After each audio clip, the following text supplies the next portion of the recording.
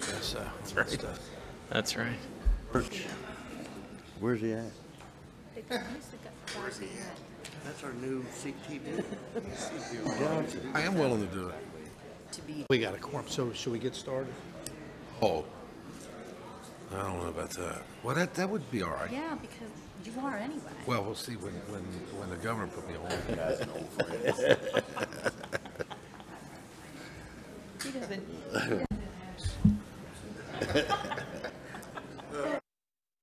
New one. So, Long enough to be old friend. Did you say something to her? No, I forgot Rid to. of his But own- when, his old I'll friend. tell her. But I mean, I didn't. You didn't copy me on it, did you? What she said, I don't know. You sent it to me. I didn't get it. That's all. I don't need to get it. As long as Georgia got it. he's down there and That's fine. That's good. That's good. That's good.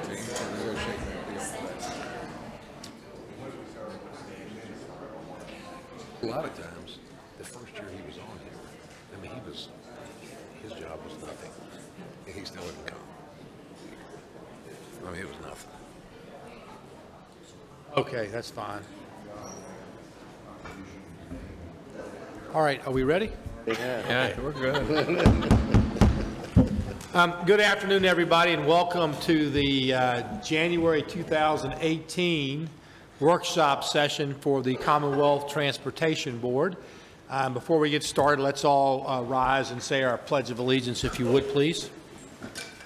Pledge allegiance to the flag of the United States of America and to the republic for which it stands, one nation, under God, indivisible, with liberty and justice for all.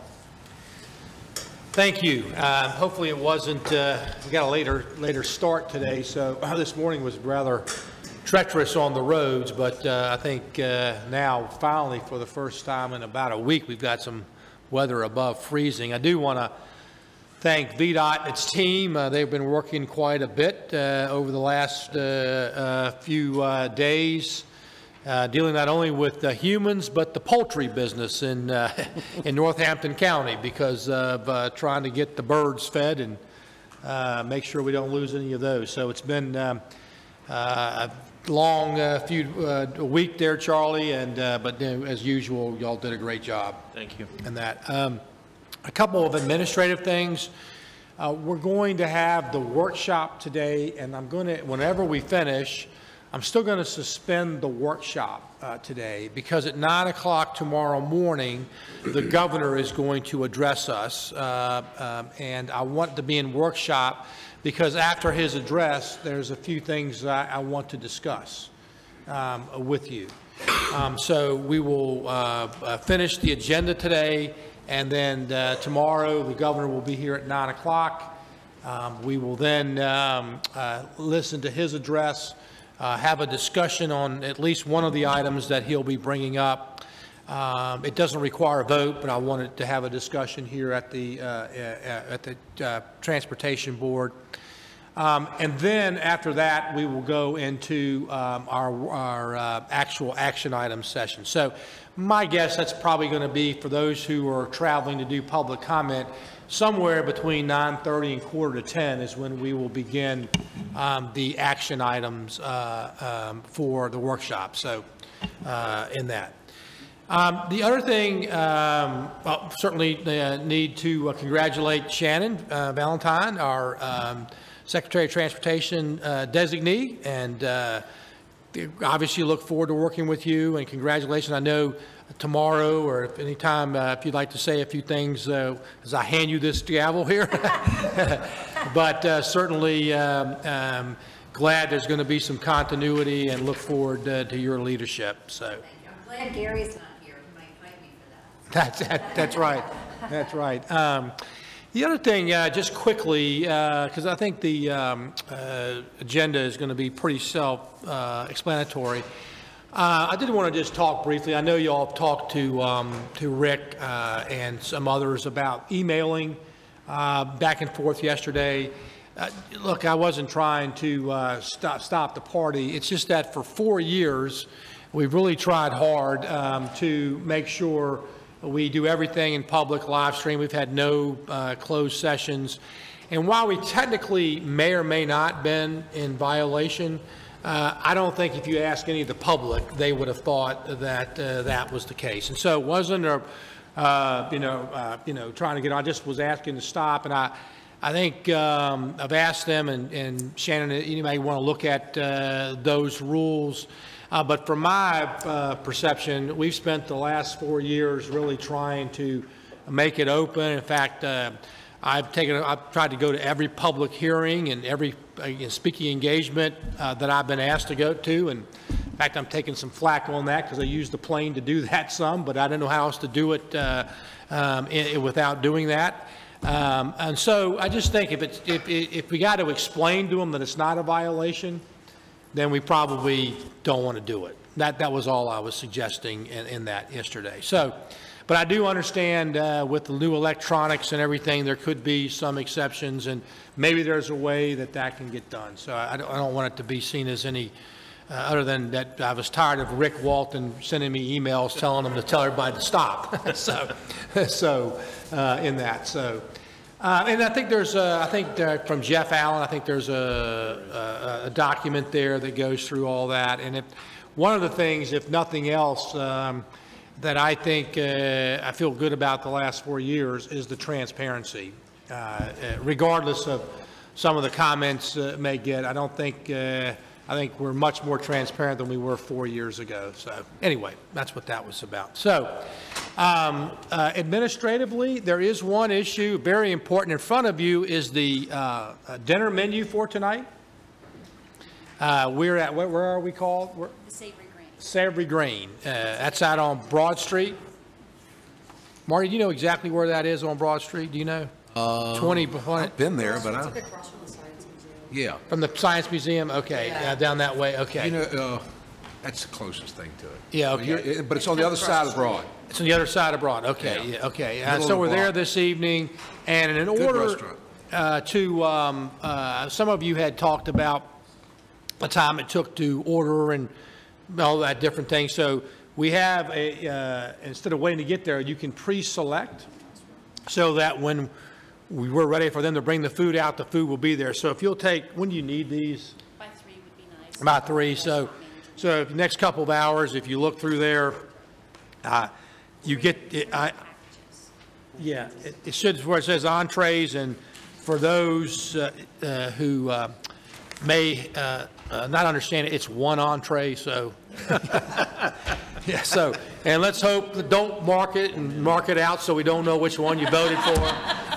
So we have to have a runoff as to who gets the chicken, whatever it is here. So anyway, if you do that, we are going to, speaking of that, we are going to have an update of legislation that has been filed so far, and I think it's going to be an interesting session. So I think that'll be a good conversation later on today too. Okay, so no, by the way, my 2 deputies are here. I know Grinley. Is Grinley here? Friendly's here, yes. Yeah, Grinley is here. There's Grinley, okay. Nick will be here. He is, we may have to juggle his schedule. He is preparing for the governor's tomorrow. Thank you very much. Preparing for the governor coming, that briefing sheet. Shannon, I think he's going to talk with you about a press release after the governor's time here tomorrow. So he will be here around 2:30. So we'll work the schedule in accordance with when he gets here. But the first topic is the WMATA. In fact, I did have my last briefing in front of a legislative committee as Secretary of Transportation, and I gracefully handed off the baton and said, you'll have to ask the next secretary about things. But WMATA is going to be a significant issue in the General Assembly session, specifically the funding of WMATA. So we're going to hear of a presentation that many of the localities and others have heard. So I thought it was important. Actually, Jennifer brought it up. She's right, but very important for you to hear that. So, Jennifer, you want to introduce Roy and sort of take it from there? Sure, absolutely.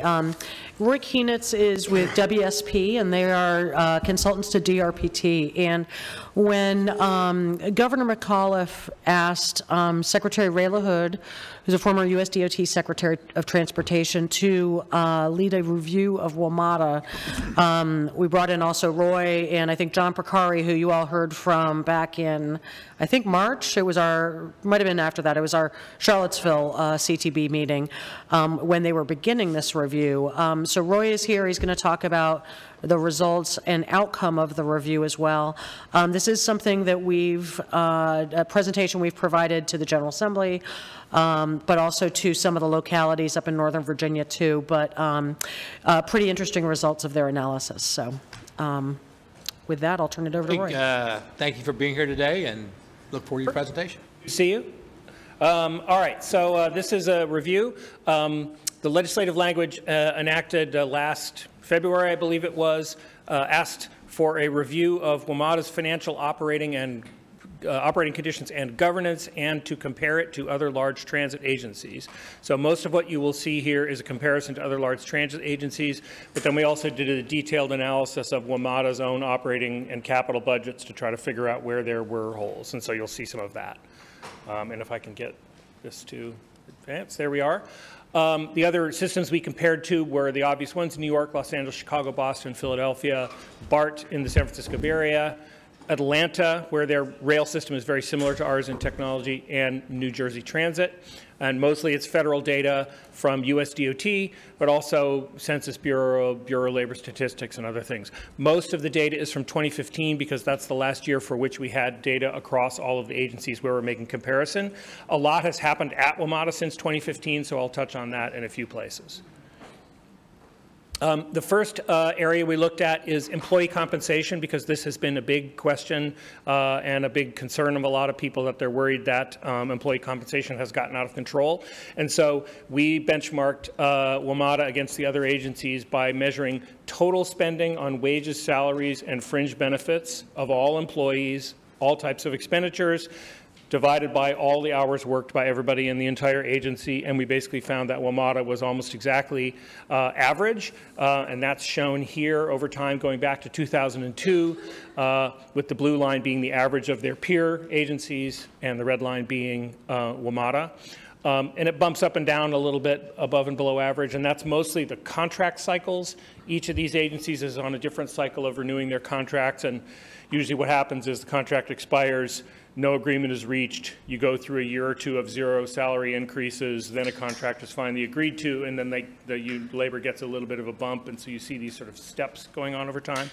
And what we found is that this is not surprising. Labor contract negotiation is a really small field, and the consultants who know how to work on it, there is a very small group of consultants who work for all the unions nationally for all the big transit agencies, and a different group that works for all of the management. And it's like circuit riding, and every time Philadelphia has a contract, they go spend a year there, and then they go to New Jersey and San Francisco. And so both sides in all these negotiations are 100% aware of what the terms are in all the other contracts nationwide, so it's not a surprise that they end up converging on a fairly similar point. We did a secondary measure where we also compared compensation at WMATA to DC area cost of living to try to figure out whether there's something going on there. Are we overpaying or underpaying with regard to the cost of living? But we also found that WMATA was basically exactly average for transit wages compared to cost of living against the other regions' transit wages compared to their cost of living. The next thing we looked at was all sorts of basically every other employment policy, many of which are enshrined in the contracts that WMATA signs with its unions.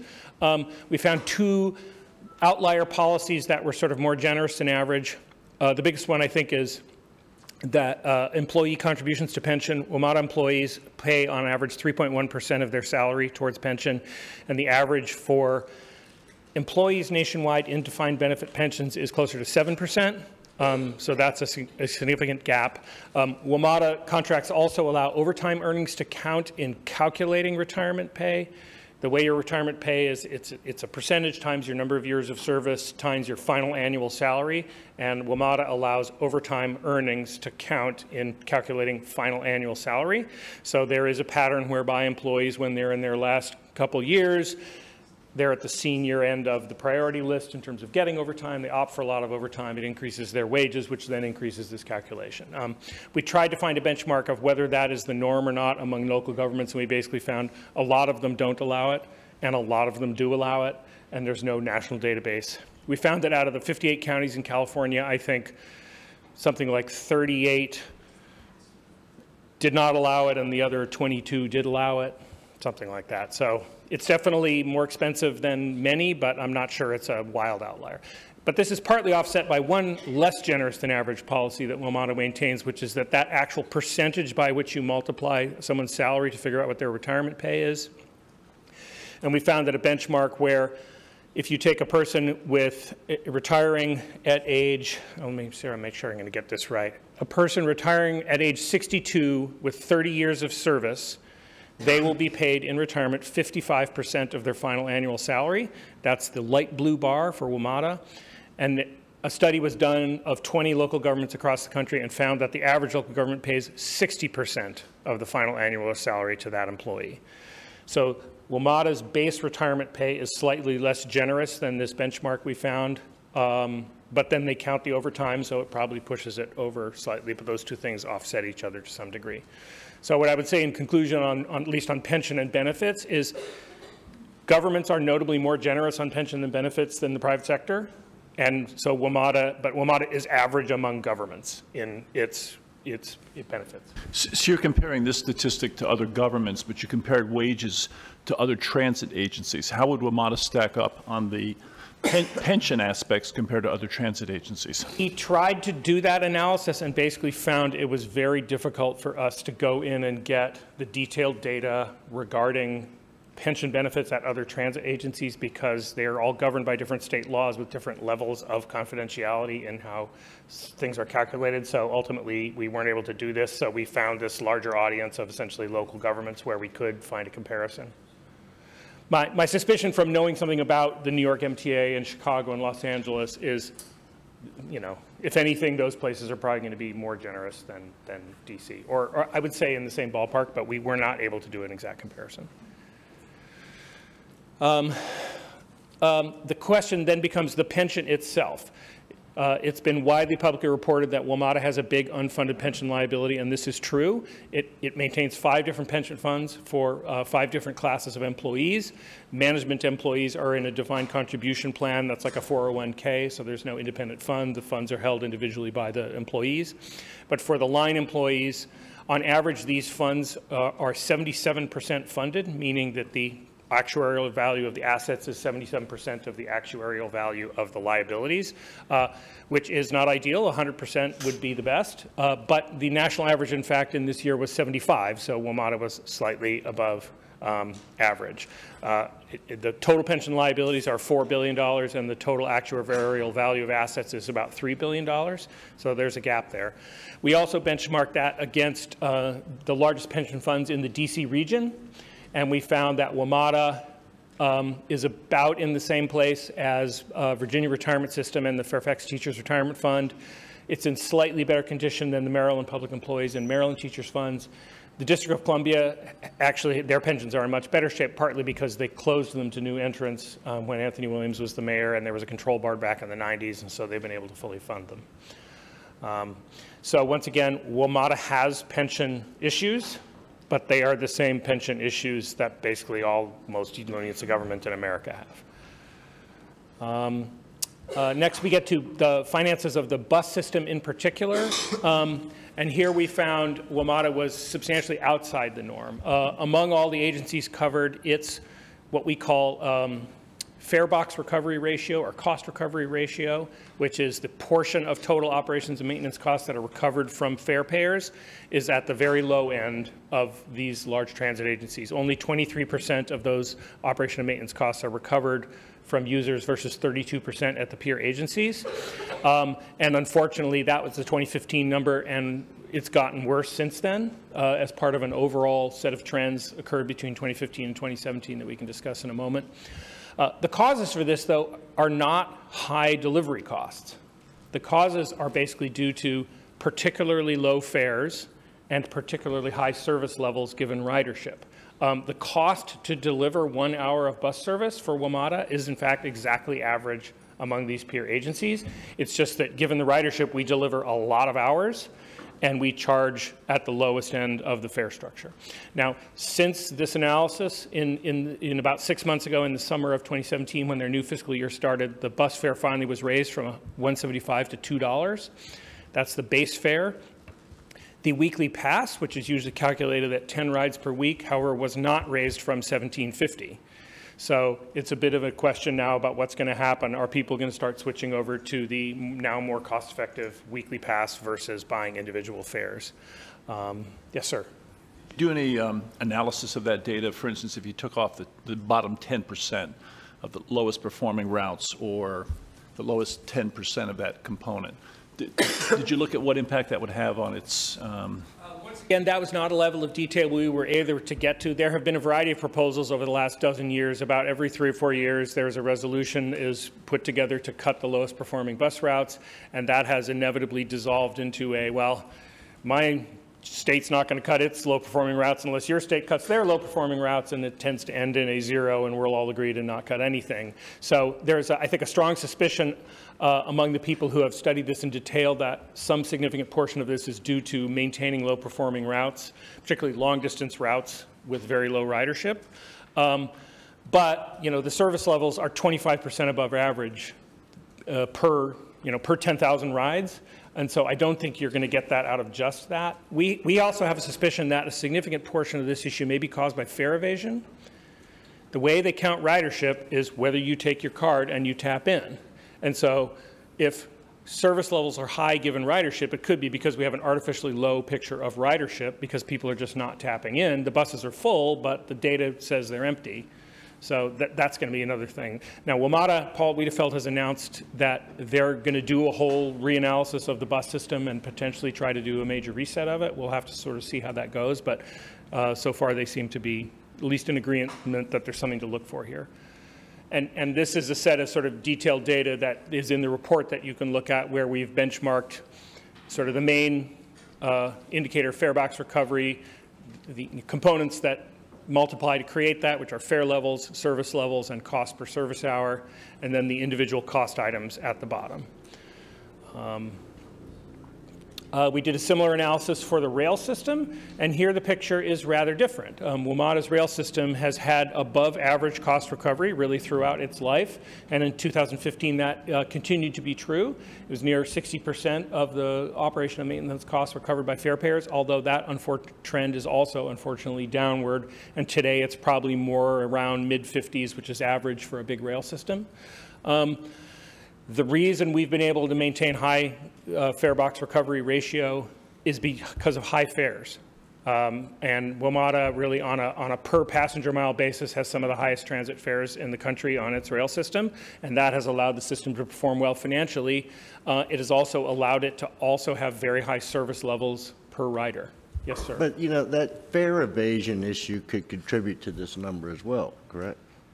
Yes, I think anecdotally, the reports are that fare evasion may be more of a problem on the bus system than on the rail system. It's just physically harder to jump the fare gates when getting into a station on the rail side. But once again, they have not done a detailed study of it.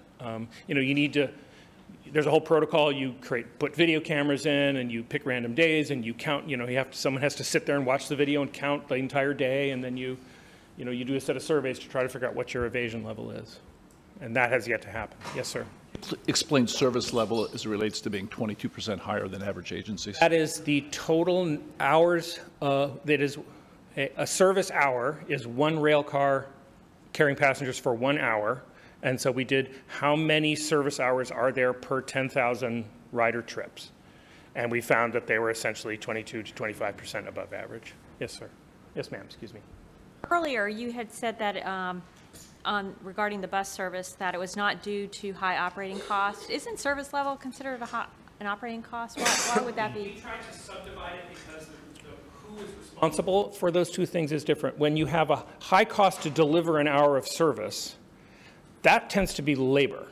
That's how many laborers are being assigned to deliver the service, how are they being managed, and the way you solve that problem is by going in and looking at the efficiency of labor utilization.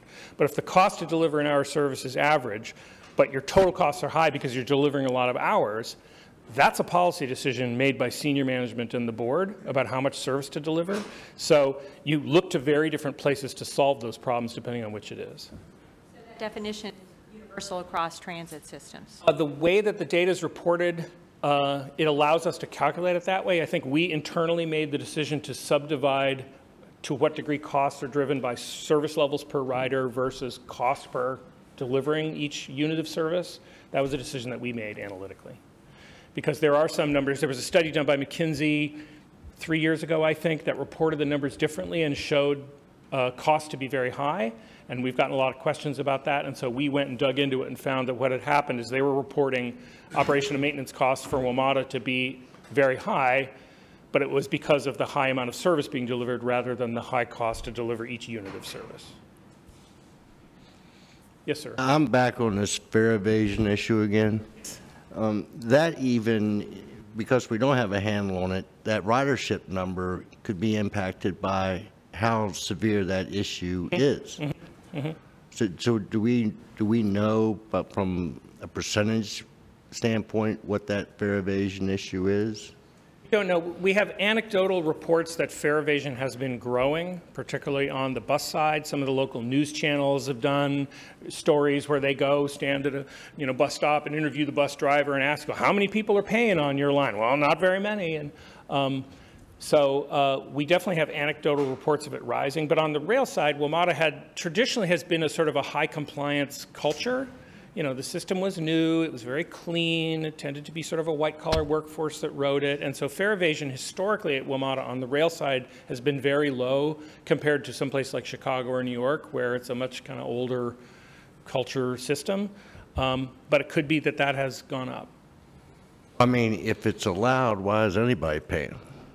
I mean, I pay. I ride it every day. I pay because, It's like 66 on the HOV lanes.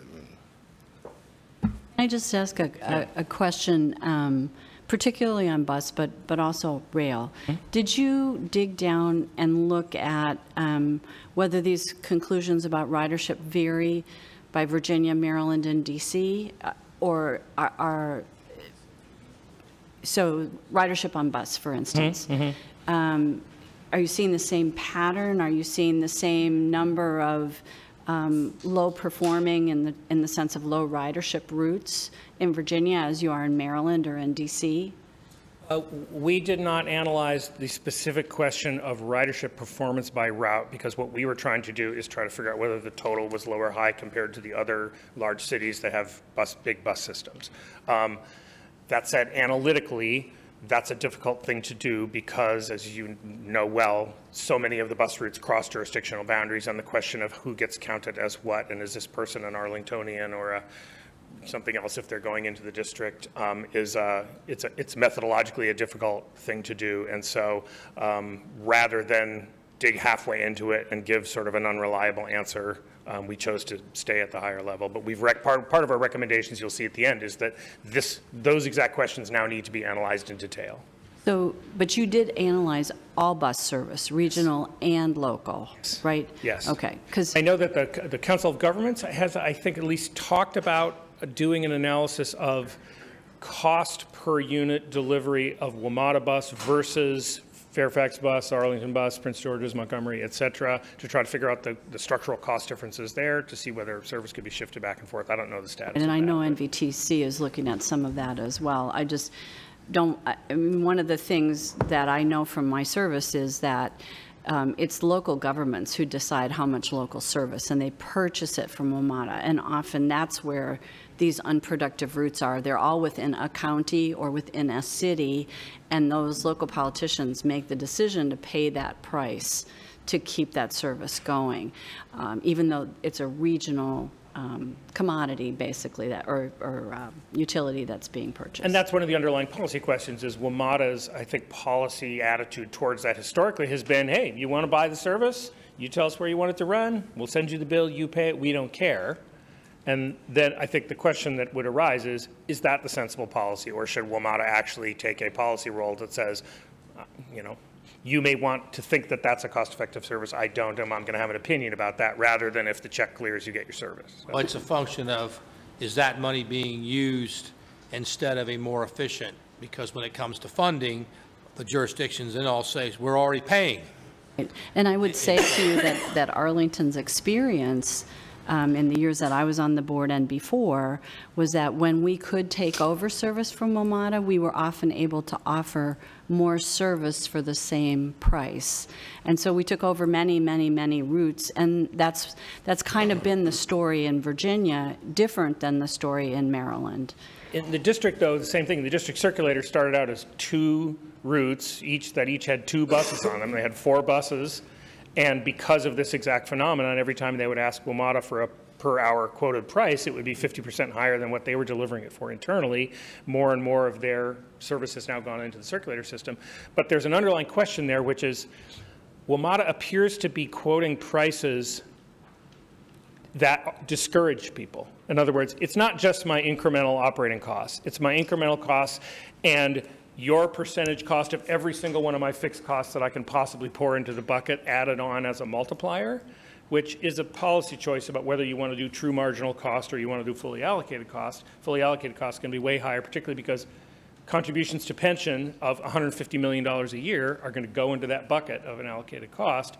And the suspicion is that they have decided to do it that way as a revenue generator for themselves to help pay their pension bills. But the result is it creates this dichotomy in a parent price. There's a more interesting question, which is what's the actual difference in marginal cost price? And I don't think we know that. We're just going to go through all this, but when we wrap up, I've got a couple things. And one of the issues is this gets back to the responsibility of the board and where their fiduciary responsibility is. And even though it may be of the best intentions, it's still parochially based.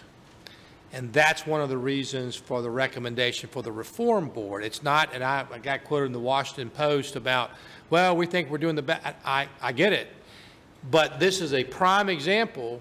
Yes, you look like it, but it may not be in the best interest of the system, even though the parochially, it wasn't done it to be, to stick somebody else. They think they were doing the right thing. And that really gets back to the whole governance. And who are you representing when you sit on this board? Classic case where this is nothing bad. It's not bad. The locality's doing, but it may not be in the best interest of the system, even though the boards, they're paying for it because that entices them to do inefficient things. But we're going to let Roy go through all this, but I want the board to understand that's a really big issue in Virginia in terms of whether we're going to get additional funding. Not this particular issue, but the overall of who's making the decisions in that. So, yeah. More things on the rail system finances, maybe, and then I'll go to you, sir. Just let me finish the slide, which is the cost to deliver an hour of rail service actually is above average, unlike the bus system. And so we broke that down to try to figure out where that's coming from. And it's not on the operations side, meaning the train drivers, the station managers, et cetera. It's entirely in the maintenance part of the operations and maintenance budget. There, WMATA's spending is 20 to 30% above average per unit of service delivered on maintenance. So on one hand, it's an above average cost. On the other hand, it's above average spending on maintenance, which I think anyone who used the system would agree that they need to be doing more maintenance. So I'm not sure quite how to treat that. The other two big things that are going on with the rail system are when the reliability really started to suffer, ridership fell dramatically. They are down 14% in ridership from their peak. And as we'll see a little bit later, that has created a huge hole in the agency's budget because the biggest funder of WMATA is the riders. It's not the federal government. It's not Virginia or Maryland or DC. It's riders. And when you have a 14% decline in riders, that's a lot of money. And finally, this finding of very high service levels per rider, management appears to have found the same thing around the same time. And with the fiscal year that started on July 1, rail service levels have been cut back around 9%. The stations are closing slightly earlier in the evenings, and the trains are less frequent, and that's about a 9% reduction in the total number of train car miles being served. And we think it's because, at some point when ridership is down, you need to manage your service accordingly.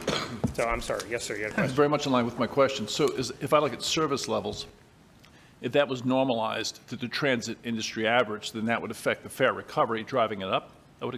Exactly, significantly? because you're spending less. Now, bus systems tend to have costs are very much variable with the amount of service you offer. It's very, if you offer half as much service, you have half as much cost. Rail systems tend to have higher fixed costs and lower variable costs. So if you cut service 10%, you don't save 10% in the budget because so much of your spending is on the maintenance side. Back to one more question on service levels. How would that relate to the raw statistic of utilization? Seat miles available versus passengers filling them. Is that a statistic that's tracked? Unfortunately, it's not a statistic we track. I do a lot of airline work, and that is exactly how the airlines do it. It's revenue per available seat mile, and we tried to find that. But what's a seat is something that is very variable across the transit industry. Some, like in New York, there's hardly any seats because everyone expects to stand. So how do you count that? And here, so in the end, the national database just chooses not to ask that question because it opens so many cans of worms. So you can't make that exact calculation.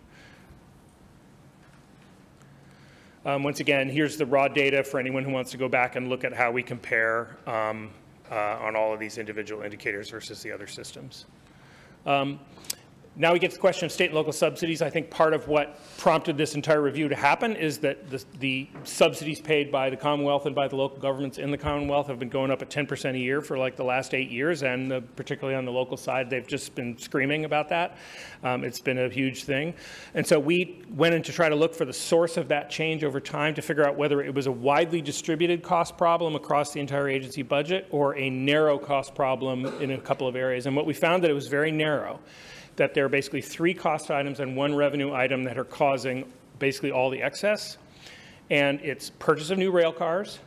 WMATA pays cash when it buys new rail cars. And so 3-4 years ago, they were paying $0 per year to rail cars, and last year it was $350 million. And so it becomes this very big up and down cycles when you go through these purchase cycles. So that's caused a big increase. Rail system rehab, same thing, has gone from about $200 million a year to around $500 million a year because it needed to, because the rail system needs to be rehabbed. But once again, all of that gets thrown into the formula for the state and local payments. And then the other one was pension costs, as we said. When the stock market was doing great in the late 90s, the value of everybody's accumulated pension assets went up to the point where the calculation for, quote, annually required contribution came back and said 0. And as I think this is when you were on the board, Yes. the staff came in and said, well, our required contribution is 0. And the board said, we like 0. Management, everyone likes 0. The union would complain. But so then for a couple of years it was 0, and then the stock market didn't do so well for a while. So now it can't be 0 anymore. So that's gone from essentially 0 to over 160 million a year. You add those 3 things up, and then you take the remainder. Everything else in the budget has grown at 3% a year. So it's a big effect from those 3 very big items, but it's really 3 items. And then the final one is falling ridership. That's 140 million a year loss on the revenue side. And then you add all those things together, and you get skyrocketing subsidy payments from the governments that support the agency. This is the reason why Governor McAuliffe has very much made it known that he wants business people making these decisions. Because this cuts both ways. The other side of this, for many years, the localities were paying a lot less than they should have been paying, even though it wasn't needed. And so the big increase looks like a lot, but if they'd have been paying what they should have been paying, now, or either escrowing it, maybe you don't want to use it, but escrowing it. And it gets back to this whole relationship of fiduciarily. You're right. I mean, if I'm on the locality, I'm going to say 0 looks good to me too. Right. But the problem is, that if you were really looking out for WMATA, you say, well, this is unsustainable. And so it's a double-edged sword. That it looks like a lot, but it's compared to an unusually low number that should have never been there. And that's the politics of what this is. And you can look at this graphically. We go back from 2006 to 2018. Those are those 3 big cost items growing and everything else. So. Mr. Secretary, I was going to suggest that the first 2 cost items on that last slide are very predictable in a well-run agency. New rail cars and rail system rehab should have been something that was projected with some degree of accuracy. It's harder to do on pension costs, of course. And yes, that's right. Yeah. And that's where you have an actuary, and we have a collar, in other words, that you have a minimum and maximum, and you understand, what it is. But I will also just say, I think the fourth one is a direct result of the first three, particularly the first two. First two, a direct result, because you degrade your capital, and what is certainly is going to happen. So that's why I do believe, and although that's the wild card here, will ridership come back with this investment? You got to believe it does if you think Virginia's going to keep growing, and we know what the limitation on our highways are and all that. But we are also giving people a lot of time to do different things, right? So we are, 66 is coming on, and lots of different things in that. And probably the biggest thing that and maybe it'll change if WMATA Metro gets together, is, people saying, I don't want to ride Metro. I'm gonna pay the toll. And it's not because that it was cheaper. They just didn't want to ride Metro because of the condition it's in. So that's, really what we're doing in other areas. We should be enticing them. Bus service has gone up in the 66 quarter. All the other things, but WMATA hasn't. And a lot of that is not because they just simply don't want to ride on the cars and the services. At least if you anecdotally look at the comments, there's been no thing. I actually think it's much more about reliability, Mr. Secretary. It's not the condition of the car. It's that when I get on, I can't always be sure I'm going to get where I need to go, because there's been so much single tracking, there's been so much work, there have been so many delays, and I think it is why people are now saying, well, maybe bus is a fine alternative, because now I got a 15-minute ride on 66 inside the Beltway to get to work. That's the one area that's shown significant improvement. So I really think, I think it's reliability, and I think was it this morning or yesterday morning in the paper where they're now talking about giving people refunds if they don't meet the on time. I think that's pretty smart to try to say, hey, we are going to start really focusing on reliability. Another area we looked at is the question of the WMATA board, and we found that the WMATA board is strange, as it has principal members and alternate members. No other transit agency we could find has this thing called an alternate member, and as far as I can tell, the alternate members do exactly the same thing that the principal members do, that it's the duties and the meetings and the time and the energy is the same. So if you add them all up, that's 16 members. The average transit board is significantly smaller, around 9 members. The WMATA board also has more committees and subcommittees than any of the other boards we looked at. It also has lots and lots of meetings, as anyone who's ever been involved in it will tell you. It's a big time commitment. WMATA also has this strange jurisdictional veto, where any one of the board contingents from each of the three, Maryland, Virginia, or the district, can theoretically veto an action of the board. It is very, very rare that that occurs. It is less rare that it is threatened to occur as a way to influence what then happens after the threat is issued. None of the other large city transit agencies have this, although there are 3 other multi-state transit agencies, and they actually all have this same phenomenon in St. Louis, Philadelphia, and New York City.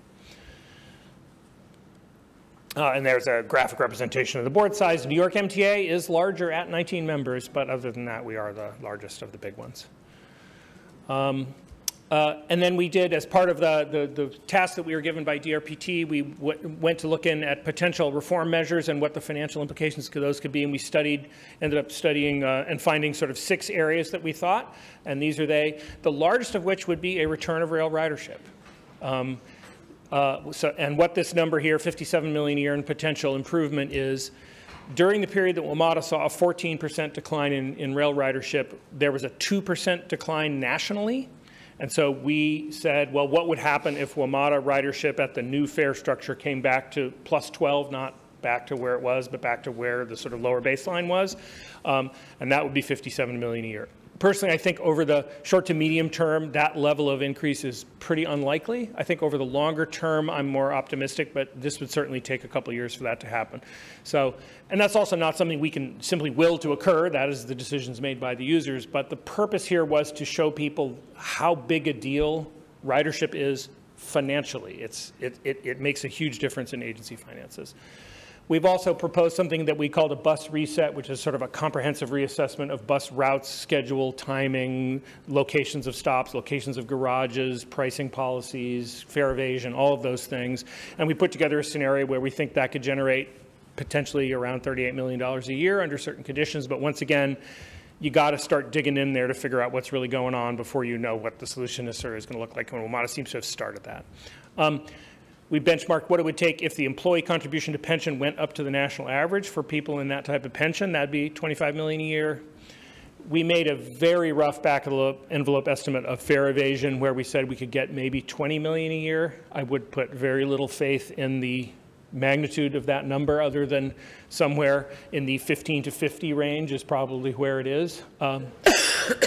Once you really start cracking down on fare evasion, you start spending money in order to do that. And that's always one of the big things here. If cracking down on fare evasion just means that the employees you have on staff are keeping an eagle eye out and yelling at people and that's getting you something, it doesn't cost you anything. But if you're hiring more officers, installing new technology, processing citations, things like that, now you're starting to spend money and you have to look at the cost effectiveness of doing that.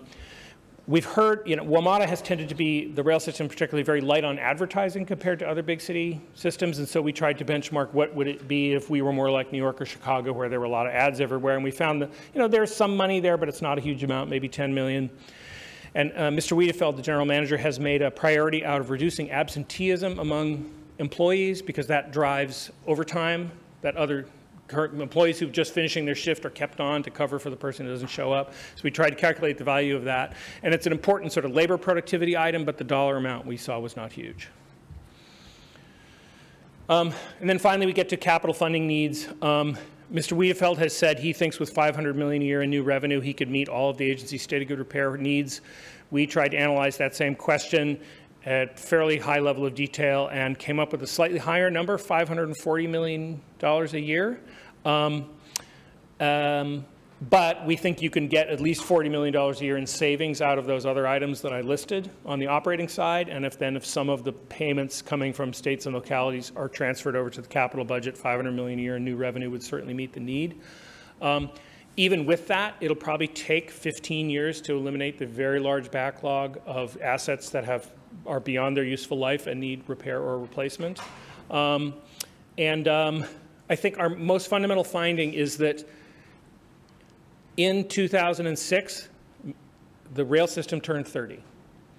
And in 2006, there was not a corresponding increase in the capital budget to go along with that. There were reports calling for such a thing. And then by 2011, we finally started to see an actual increase in spending, which was never as big as it could have been.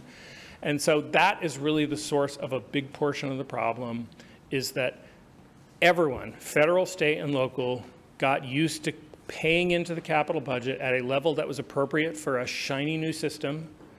And when it came time to start paying in at a level appropriate for a big old system, that was just hard, and there was a huge amount of drag and resistance in the system. And now we just need to get used to the new normal.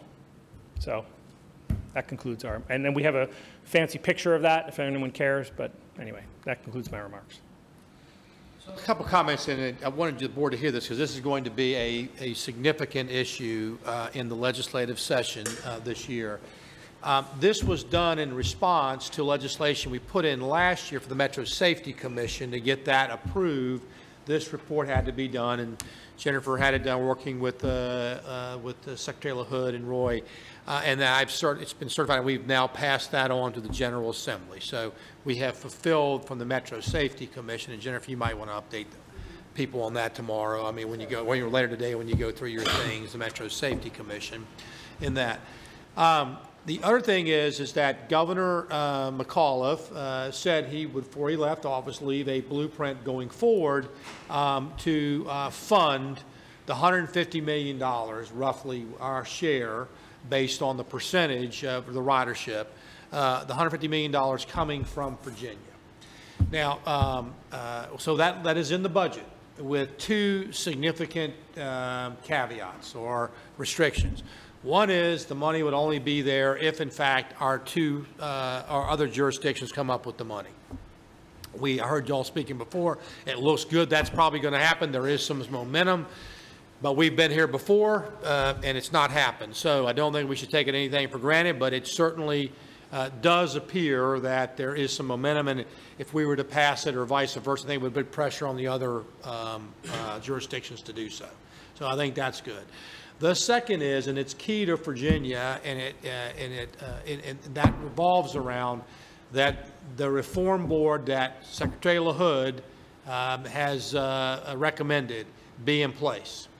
And that would be a 4-member board, a 5-member board, 4 from each jurisdiction with us, Maryland, D.C., and the feds, and they pick a 5th for a 3-year period. I think he said 2 to 3 years, but probably a 3-year period, where that board is not wielded, and it's done by professionals or non-politicals. And I don't mean that to be critical of politicals. It's back to fiduciary responsibility to make decisions that are responsibly just for the metro system. Now, there are many in our legislature that call for a lot more than that, that call for specific reforms. The union contract being renegotiated, lower cost, different thing. In other words, very specifics. We felt it important to let, based on the study that was done, and let people have a chance to go in and make good decisions, because a lot of the stuff, I mean, doing some of the things they said are not necessarily going to fix it. We found that, okay, we lower personnel costs. It really isn't the cost per personnel. It's the number of how we're using them and what the services are. In other words, so just by reducing the cost, I'm not saying it wouldn't be, some help, but it's not going to fix the problem. So that's the two. And so you have those two conditions, and I know it's come up. There are some board members. It has changed. Board probably is functioning better than it has in a while, but we are where we are. As I think, Scott, you pointed out, or Mays Roy, for many years, the board did not fund it. And the board, not the current people, but the board. And there's just no way in Virginia without representation that any money is going to be put in. I'm not saying it's fair. I'm not saying it's right. I'm just saying that, I believe, is the minimum entry to even consider us putting in money, and that's coming from the General Assembly. So I think that's going to be a key condition going through this year. Won't go into all the details of how it's funded, but it's primarily regionally in nature, recognizing that this is the #1 issue or transportation issue in Northern Virginia. But a lot of calling for a statewide solution. And we did look at that. But I wanted to point out 2 things that I did to the committee this morning. One, right now, WMATA at $190 million a year gets more than 50% of all the transit monies in the Commonwealth of Virginia. So this thing that the state's not paying its fair share is just not accurate. We are paying, over 50% right now. The second is that if general appropriations or sales taxes or a general statewide tax is used, those monies are subject, if they're used for bonding, they reduce the bonding capacity of the Commonwealth. Our AAA credit rating, all that goes into it. In addition, it means the General Assembly must approve every bonding package that WMATA does, which that's where we are now, and the chances of that happening in consideration with all the other calls on our money in the Commonwealth. So while we're not against a statewide some type of solution, if it is used to support the bonding, and that was critical to WMATA that it be a dedicated bondable source, that's an issue if it's a statewide source. So there's going to be a lot of things going back and forth. I know there's a lot of people that have very strong feelings that it shouldn't be a Northern Virginia problem, it should be a statewide issue. And the answer is yes, we believe that. And the state's paying quite a bit right now, too, in that regard. So I just wanted the board to understand the parameters and I don't believe, only consensus I do believe most people have is that it can't fail. But I would not put that as meaning success that it won't, because of the political nature of what's been going on. So that's going to be a key component of the General Assembly session And remember, we are on a negative outlook. I was just on the rating agency phone yesterday with S&P. We're on a negative outlook. And so there's a big emphasis in the General Assembly to put more money in reserves. So I'm just saying there's a whole lot of stuff that's coming into here, and I think we need to really stick with the facts, you know, instead of trying to see through all the political, I won't call it rhetoric, but, you know, desires, because there are real ramifications as to how this is done. So but it's very important. I believe it's got to get done. It's definitely got to get done. Yes, Mr. Whitworth.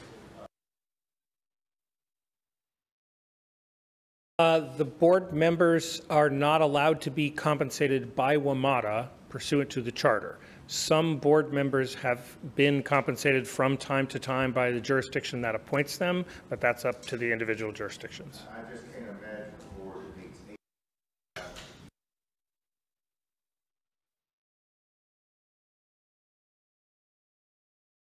That is exactly what some of these board members who wish to be compensated, the point that they made.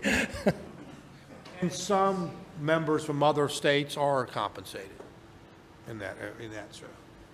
Secretary, can you explain the process to get to a control board? The Yes, decisions that would need to be Roy, made? you might jump in here because there's a lot of calls to reform the compact. I will just point to the Metro Safety Commission and how long we've been working on that is setting up a different compact. It's been years. Paul Wiedefield, the director, has said if he does not have a fundable revenue stream by this July 1st, then he will be forced to have service cuts. That's, you know, doesn't have to have all the money now, but if he doesn't know it's coming, he's going to have to do that. And I believe that will continue. Governor McAuliffe calls it a death spiral. I won't say that, but it's going to make it much more harder to recover because we're going to continue to lose riders in that. So what Secretary LaHood has come up with is a way. The compact is relatively silent on how members are picked and different things, and Roy, you jump in here whenever I get a real mistake. But so it would be political will where we would ask the current members to step down, because in Virginia we only have one appointment. Most are in there. Step down, and then voluntarily not be appointed and have this control board formed, because the bylaws are such, as long as there are 5 of them, that's what it needs to be, a quorum, that it can be done. That's going to take political will. I mean, you know, and I know we're hearing from our Maryland partners, oh, I don't know legally, and it's not so much legally you can, it's legally doesn't prohibit you, I think, is a better way to do it. It can be done, but it is political will. But the fact of it for me, and it has nothing to do with the individuals on the board. You know, it is right now, the board, you know, everybody, you know, says, I heard this morning, the General Assembly changes from year to year. Well, so do all the localities and stuff. But as a whole, they're seen as the General Assembly or the board.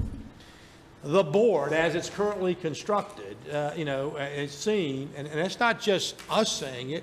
Remember, you're going to have rating agencies looking at governance and different things. You know, it's going to be hard selling anybody to give, you know, money to the same governance structure that has led us here. Because right, wrong, or indifferent, you know, I would suggest to you, and it's not any one thing, but the way the governance was set up, the board did not protect WMATA. It didn't control funding. Now, the other side to that is the people said, well, if we're going to fund it, we need to have a seat at the table. And I get that, you know, and so, well, there is in the political issue, and it's back to the whole governance issue of this whole WMATA. And so we do have a roadmap. This has worked. What was it? Was it Boston where the reform system? Yeah. Boston, yeah. They replaced an 11-member board with a 5-member control board, because it's a single state, though, that could do it by state legislation, and here it would have to be a voluntary agreement among the appointing authorities. It's going to be difficult, Scott. It can be done, but it's going to require political will. So it would require an action taken by the existing board to move to this.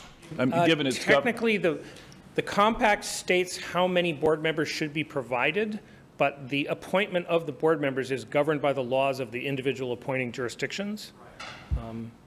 But we've gone and read all of the laws in the district and Maryland and Virginia, and we think that if there is voluntary agreement on behalf of the appointing authorities of all the jurisdictions, the existing members could step down, replace a single replacement from each could be put in their place, and you would have a quorum and you could take actions. And Yes, Ms. Valentine.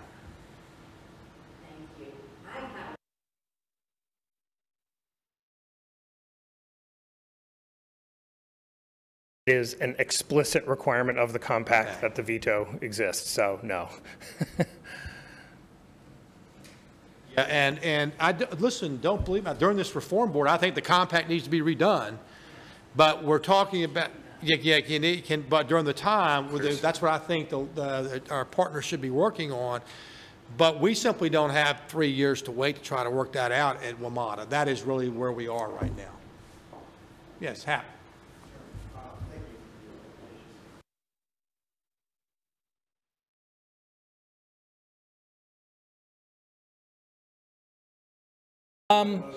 We've seen, once again, we've looked at a bunch of different studies in different places, and I think it's, a lot of it is, we went from several things have happened during the period where that decline was seen. One of which is a lot of the decline is on Fridays. And so we think that there is a structural thing going on in the economy where a lot of white-collar workers work from home one or two, one Friday a month or 2 Fridays a month, and there's been a structural decline in transit ridership that we may not get back. It's also been the rise of ride-sharing services like Uber and Lyft, Uber Pool, things like that. We think there's been some fleeing to those systems that you may or may not get back. A study was done in New York where they think maybe 3 or 4% of New York MTA ridership has moved into ride-sharing services on the streets, and there's been a corresponding increase in traffic in Manhattan and Brooklyn. So you might not get that back. But a lot of it is, starting with the red line crash in 2009 and continuing since then, the reliability of the system has gone from poor to very poor. And then we had Safe Track, where there were major closures of lines and things like that. And so part of that is you just had lower ridership because significant sections of lines were closed during the measurement period. But a lot of those people made alternative arrangements and may have decided that they like their alternative arrangements. So I think the question of how much of that we can get back is unclear, but it's probably not all of it. Half? I don't know. Mr. Secretary. Oh. Good. So besides the metro funding piece that the governor put into the budget, there's another transit piece. Yes, the Fiscal Cliff, and we covered that through bonding.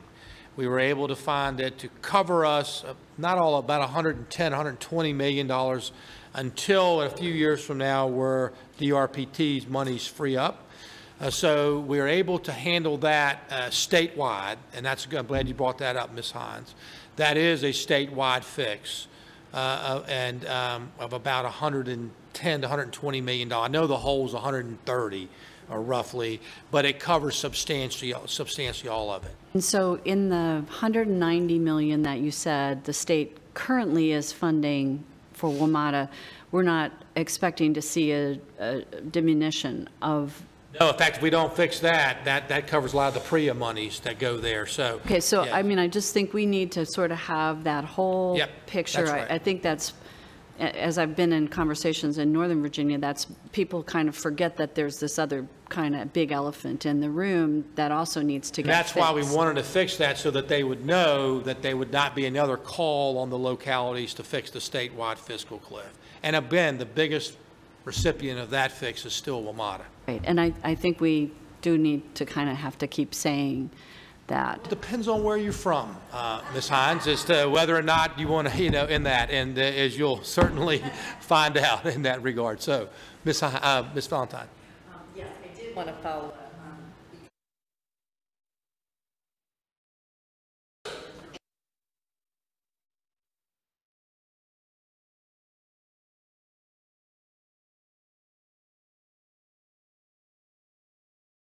Working with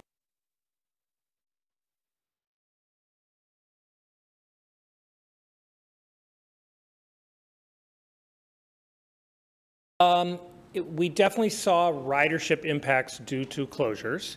I will say, as a rider, I was someone who was both inconvenienced by it, and the system, to my personal experience, is actually a lot more reliable already because they managed to do 3 years of work in a single year.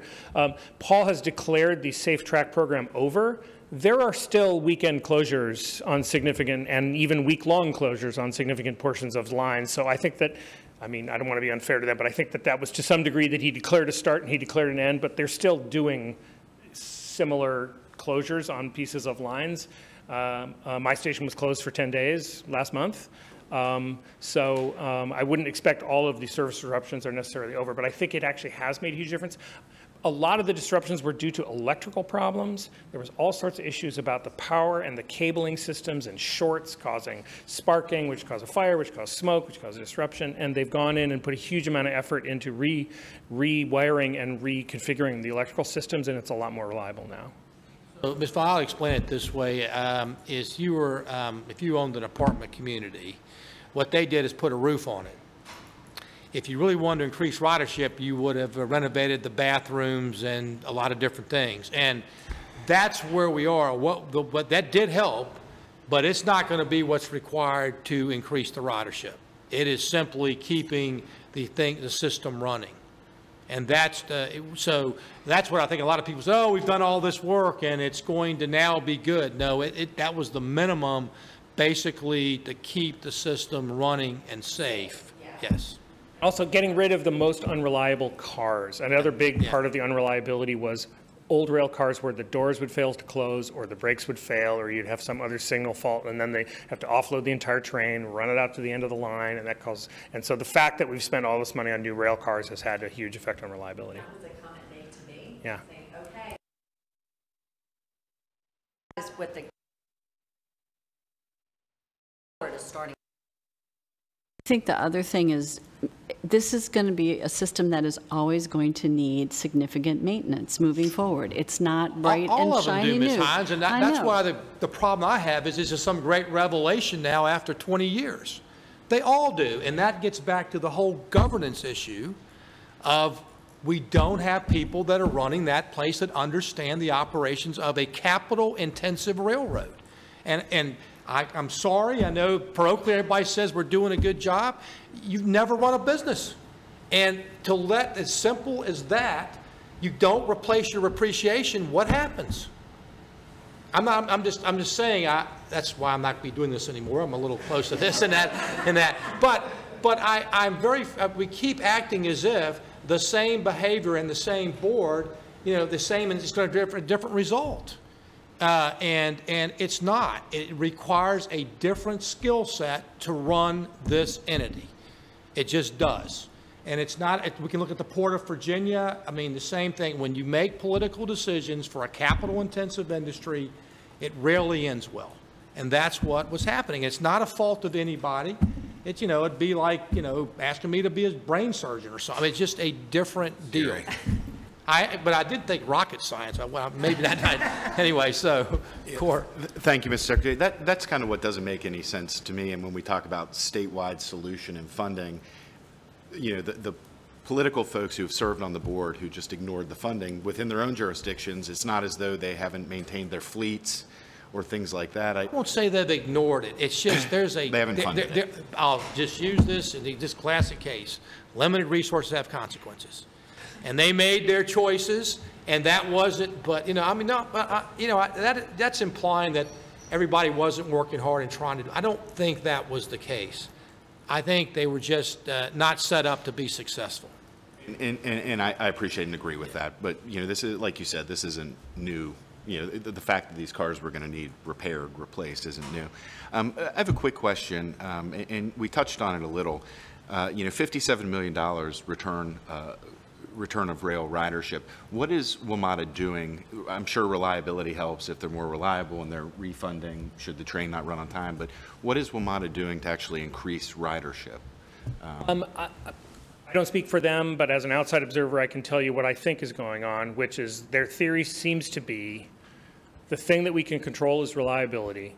What we need to do is endure the pain of safe track and line closures and all these things to take care of the worst sets of problems, speed up the delivery of the new rail cars as fast as we can get them in because the old cars were a big source of the reliability problems. They've now done that. We have the worst electrical problems are solved, the worst rail cars are off the system. Now reliability is a lot higher, and it's in the 90-some% according to the way they measure it. And I think, so step one, do that. Step two, keep doing it. And then step three, tell people that it's a new WMATA and the system is back and reliability is up and the escalators work. And so there's a fairly big PR campaign going on now, the purpose of which I think is to communicate with people who were riders who left to tell them, you can come back now.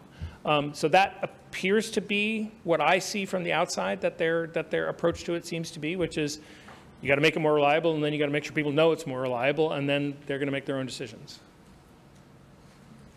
Okay, we're going to try to bring this to a head because we've got a lot to go through. I want to go through the topics that are going to be most impactful for Ms. Valentine coming up in the session. But last question: Is there an organic growth rate that you use in a system like Metro? We've got 3 vibrant economies as part of the jurisdictional partners. What's it going to grow annually, just based on the economies are growing? Spending or ridership? No, ridership.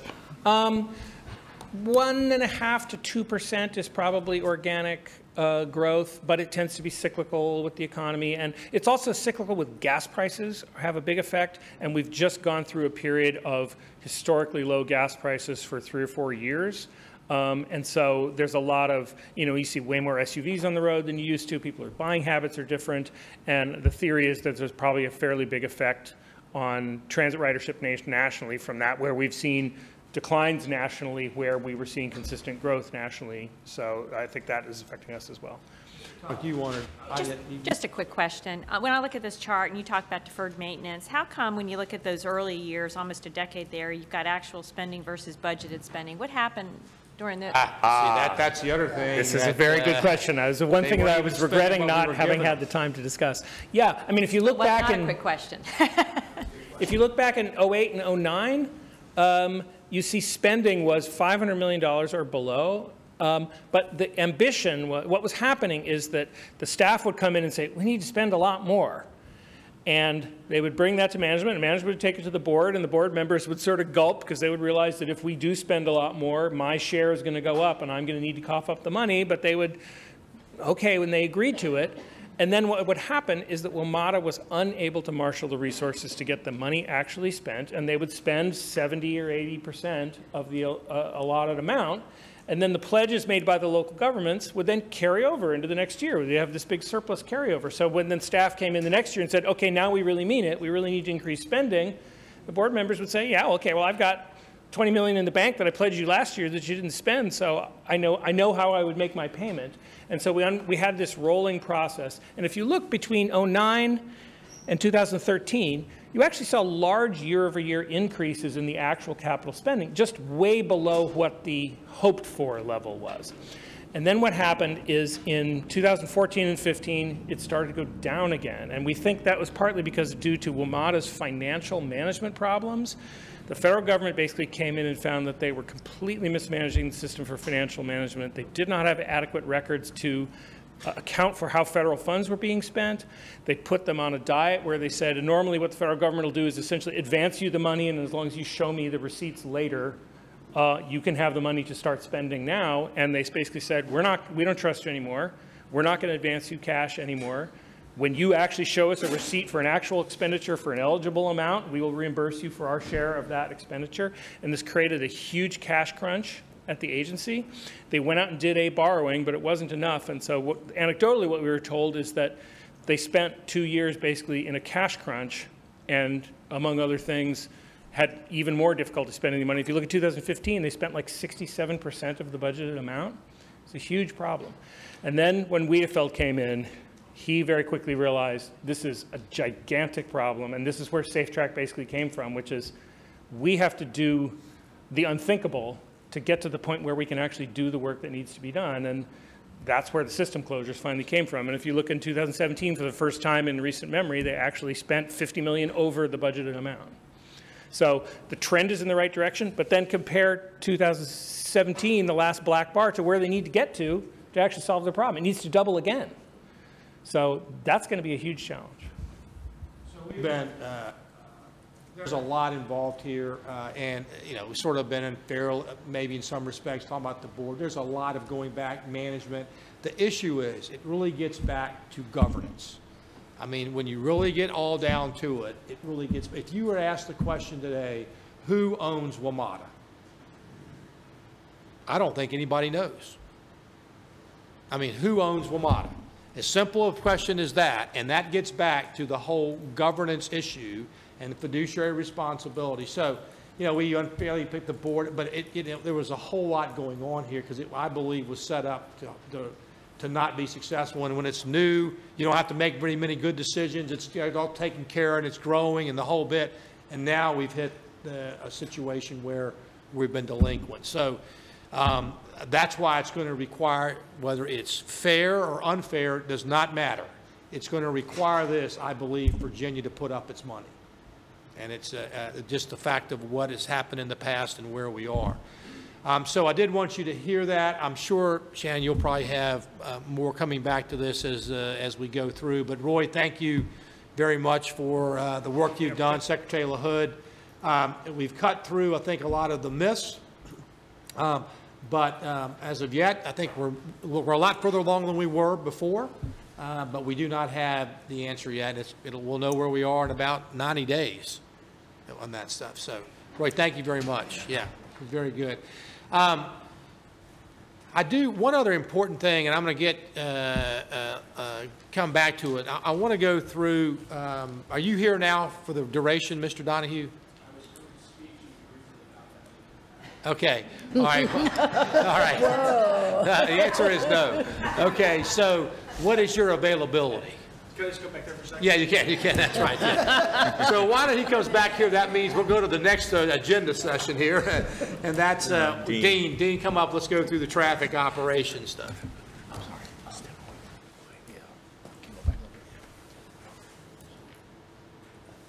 Good morning, members of the board. My name is Dean Gustafson, Secretary and members of the board. I am your State Operations Engineer for VDOT. This morning or this afternoon, I would like to brief you on the services included in our re-procurement of our statewide Traffic Operations Center and Safety Service Patrol contract.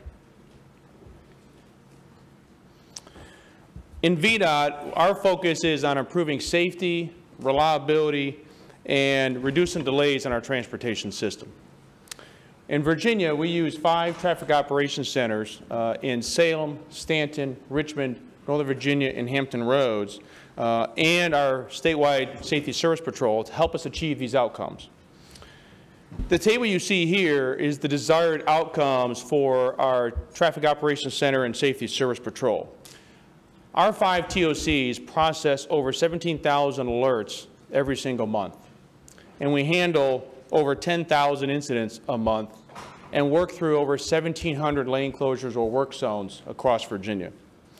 Last year, our Safety Service Patrol handled more than 147,000 incidents across the Commonwealth. We have combined these services under one contract, which will help us improve interoperability across the state and help us in responding to traffic changing conditions. Example I used previously, we may have a series of thunderstorms roll through the Richmond area. They get real busy dealing with downed power lines and trees, and then we have a major accident on Interstate 95. We can have one of the other operations centers assist with managing that incident as we move forward. Think of the Safety Service Patrol as sort of the field arm of the Traffic Operations Center, very similar to law enforcement and their dispatch relative to a trooper or other personnel that are on the ground. This next slide shows a picture of our largest and most modern Traffic Operations Center in Northern Virginia. This is a co-located facility with VDOT, State Police, and Fairfax County. It is unique in that regard and is a model for us not only in Virginia, but even a model across the country. You also see a picture of one of our Safety Service Patrol trucks and one of our operators of the SSP that is putting out traffic control for one of the many incidents that they handle across the state. Almost every state does have a traffic operations or traffic management center, and we have freeway service patrols in all 50 states. We're fortunate in Virginia with our Safety Service Patrol program, over 2/3 of our interstate is covered by Safety Service Patrol operators. So I want to talk a little bit today about this new contract that will replace our existing contracts for both TOC and SSP. It includes both the staff for the control room, staff for the SSP driver, as well as training and a new vehicle fleet. Our existing fleet, we put on an average of about 120 to 150,000 miles per year. We have over 5% of the fleet that has over 300,000 miles. We have vehicles as old as 2005. And some of our vehicles have over 500,000 miles on their, so we got a lot of miles on these trucks. We had a good competition. We had 4 offers submit a proposal, and VDOT has gone through an extensive procurement process. We advertised this RFP last April, and that was preceded by extensive outreach to the industry to make sure we had good competition. We gave them opportunities to look at our requirements and make sure, so we feel comfortable that we had good competition in this procurement. We have posted a notice of intent to award to AECom to award this contract based on their technical approach, their experience of both the company and their people, as well as their cost. This contract would be 5 years in length, which helps us spread out the cost of the SSP fleet over time because there's an extensive capital cost involved for the fleet. And this contract we can go up to a 7 and 9 year total if everything goes well. The final contract would be worth just under $172 million over the 5 year period. We have negotiated some costs as a direct pass-through to the agency that is, for example, for fuel, that allows us to save on costs and reduce the risk associated with that. But overall, we would stay within our 5 year budget. We spend about $35 million a year, and we would stay within that budget. One item we had planned on recommending to award this contract tomorrow at the action item meeting. However, we did receive a protest from one of the offers last Wednesday, January 3rd, which was the last day of the protest period. And we are in the process of completing our legal review, both internally with the Attorney General's office. And therefore, we recommend taking a delay on the action until the February meeting. And so with that, Mr. Secretary, I'll open up for questions from the board. This did not necessarily have to come before the board. The Commissioner of Highways has the ability to sign these service contracts, but with our, we had talked with TAMS and others, and just the, because of the large nature of it, I wanted you to be aware of it. It's not unusual to have a protest and a service contract like this because it's a large amount, but I did want the board to be aware that this was going on. So now with the protest, we'll delay the issue. Again, it doesn't even, it's really a resolution. You're not required to vote, but I just didn't want to have a contract, Charlie and I were talking, this large that you guys weren't aware of in that. So Charlie, you got any comments on that? And Dean, approximately how many employees, I say employees, personnel are involved in this type of contract? I think it's important to understand the scale of that also. We have about 155 to 175 drivers of the SSP trucks, and we have over 100 personnel within our Traffic Operations Center control room. So there's about 250 contract personnel that are providing these services every day. And I'd also like to add that because of budget limitations and the number of employees that VDOT can retain, some years ago we migrated away from state employees being safety service patrollers, and largely the folks working in the operations centers also. During the blueprint and really even before that, we had migrated away from them being state employees, not because we couldn't find the employees to do it, but some budget limitations that sort of constrained us. But when you see a safety patroller out on the interstate, they're driving a vehicle that says VDOT, they're wearing a uniform that says VDOT, they have a ID badge that says VDOT. Really the only reason you would know it's not a state employee is the badge has a red outline on it, which means contract employee. But they look, act, and feel is intentional that this is a VDOT service, that we have not abdicated that to a contractor. And the contractor has very strict performance standards to deliver this excellent service. We had not seen a degradation of our services over the last decade in terms of using these contract resources, because I do believe that those patrollers believe that they're part of VDOT also. And if I can add, it also gives us operational flexibility because, as you all know, transportation operations is dynamic. We have pipelines that burst. We have all kinds of things that happen in our transportation system. This gives us the flexibility for our changing workload to adjust accordingly. Any questions? Yes, Scott. I guess a front-loaded capital cost of 156 new vehicles. Do we maintain any claim on that at the end of this contract, or is that pretty much a sunk cost as part of the operating cost of this contract? Sure. So, Mr. Caspowitz, the cost of vehicles, the vehicles will be owned and maintained by the contractor in this case. Yes, there is upfront capital cost, and that has been, say, negotiated as part of the contract, which is what led to the 5-year term, so we can spread those costs out over time. We find that with the longer-term contract gives us that ability.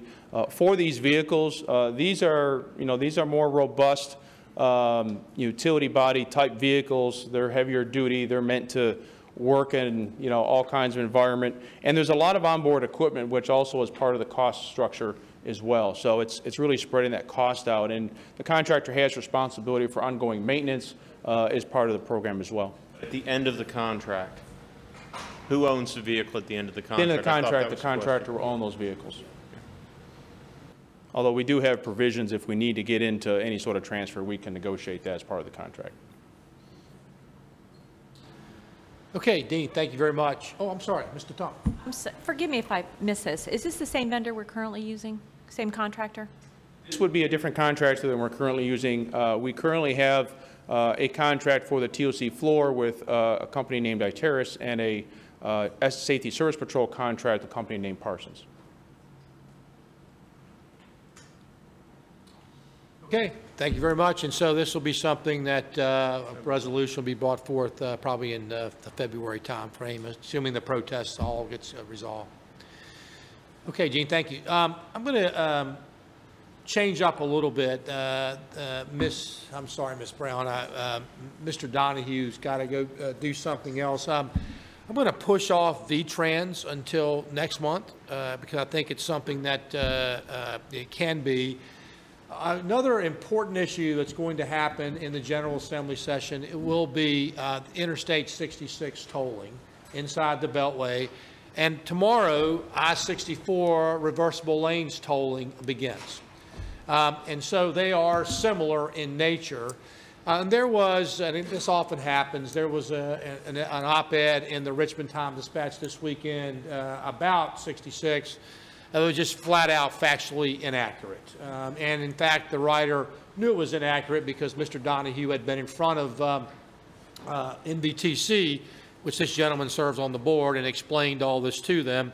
But why let the facts get in the way of what you believe? And so this is basically the same, this is one that Nick gave. It's very similar to the presentation I gave this morning to the Joint Accountability Transportation Commission. And I think it's important for the board to understand where we are and what this compromise means in the whole bit. And also it will hopefully dispel some of the inaccuracies in the op-ed that was run the Times-Dispatch on Sunday. So, Nick. Thank you, Mr. Chairman, and thank you, members of the board, for the opportunity to be with you here this afternoon. I apologize for having to run out early and switching up the agenda. The Secretary asked me to give you all just kind of a brief overview of the I-66 Inside the Beltway project.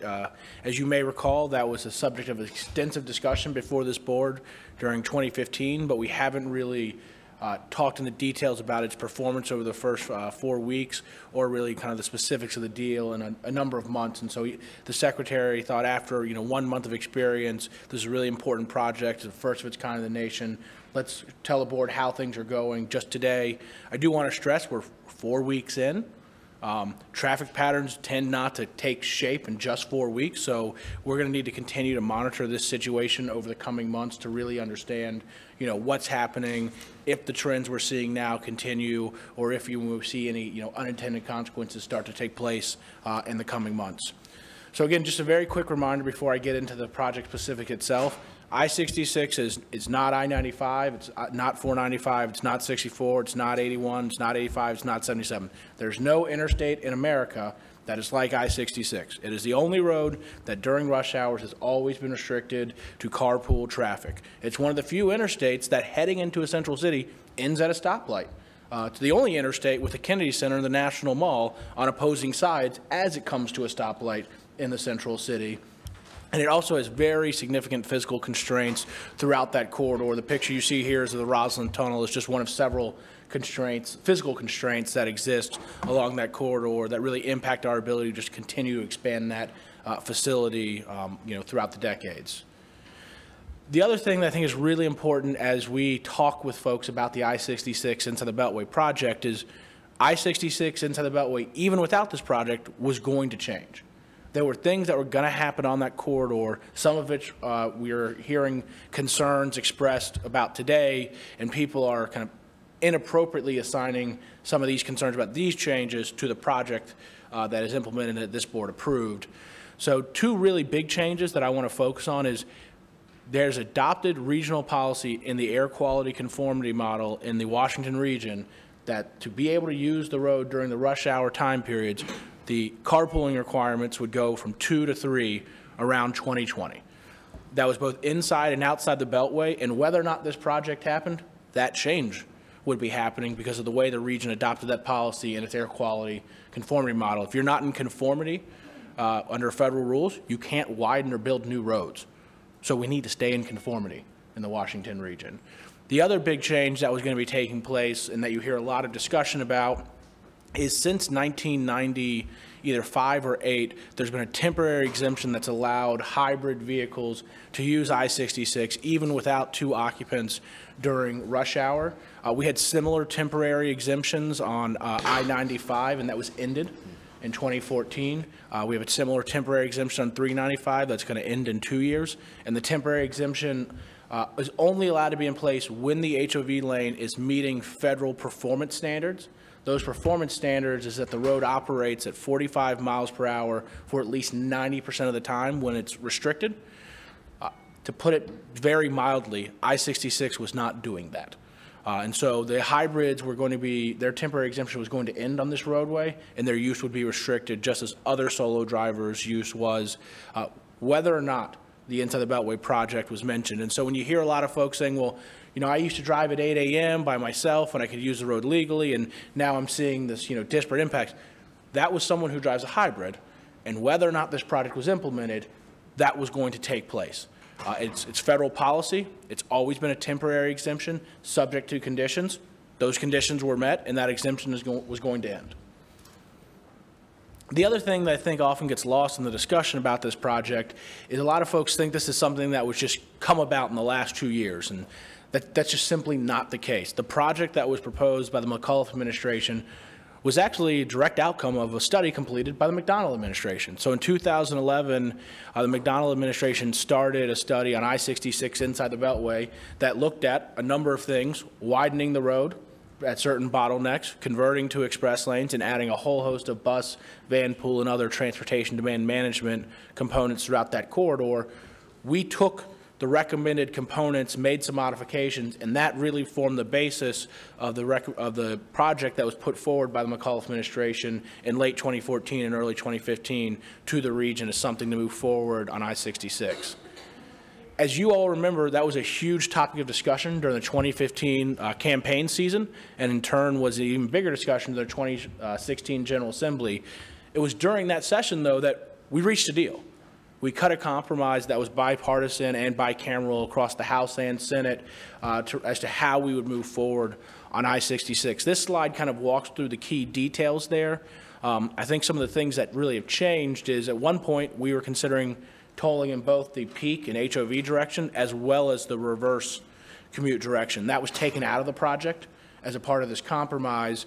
The two other really big changes as part of the compromise is the original project said the widening of I-66 eastbound would only happen if after a period of 5 years or longer, we went and evaluated the road and parallel roads and we were seeing poor performance. The compromise said, no, we're not going to do that evaluation. We will immediately begin the work to widen I-66 eastbound. I really want to praise the VDOT team who worked on that project. They got an environmental document started from scratch to completion and an awarded contract just last December. You all awarded that contract. They really started with nothing. Went through the environmental process in a dense urban area and did it in a way where they really worked with the community and found a solution that was able to move forward quickly. Those were kind of I think the two of the really big changes there that took place during the compromise. But what you see before you is what was announced in February of 2016 after the General Assembly reached agreement with the Culliff administration. You can see this in the press release that was put out on February 10th, 2016, and this is exactly what we have implemented. It was always intended that tolling would start in 2017. That was never a part of the discussion that was ever going to happen after something else took place. Tolling was always going to come in 2017. There's been significant amount of outreach as well. So some folks who have talked about the project since it's implemented saying, we just didn't know this was coming. And I will say we did a lot of work to try and make sure everyone knew this was coming. There were, tons of meetings with community groups. That's not even listed on here, 300 plus meetings. There were tons of presentations to local bodies. There were several public meetings. There was online advertising. If you bought gas in the 66 corridor, your gas pump would say it on the handle when you were putting gas in your car. And so there was a ton of outreach and engagement with the community. I'm sure there's always things we could do better, but the idea that this was something that was not discussed widely in the public, particularly after the campaign season in 2015, when this was, a commercial happened every 10 minutes, was my anecdotal experience in Northern Virginia. I think people were very aware that changes were taking place to I-66, which really leads us, I think, to what's happened. So on December 4th at 5:30 a.m., this project really started and kicked off. And the red line you see here is I-66 in December of 2016, and the green line is I-66 in December of 2017. The legend you see there is really the speed that was traveled, so higher is better.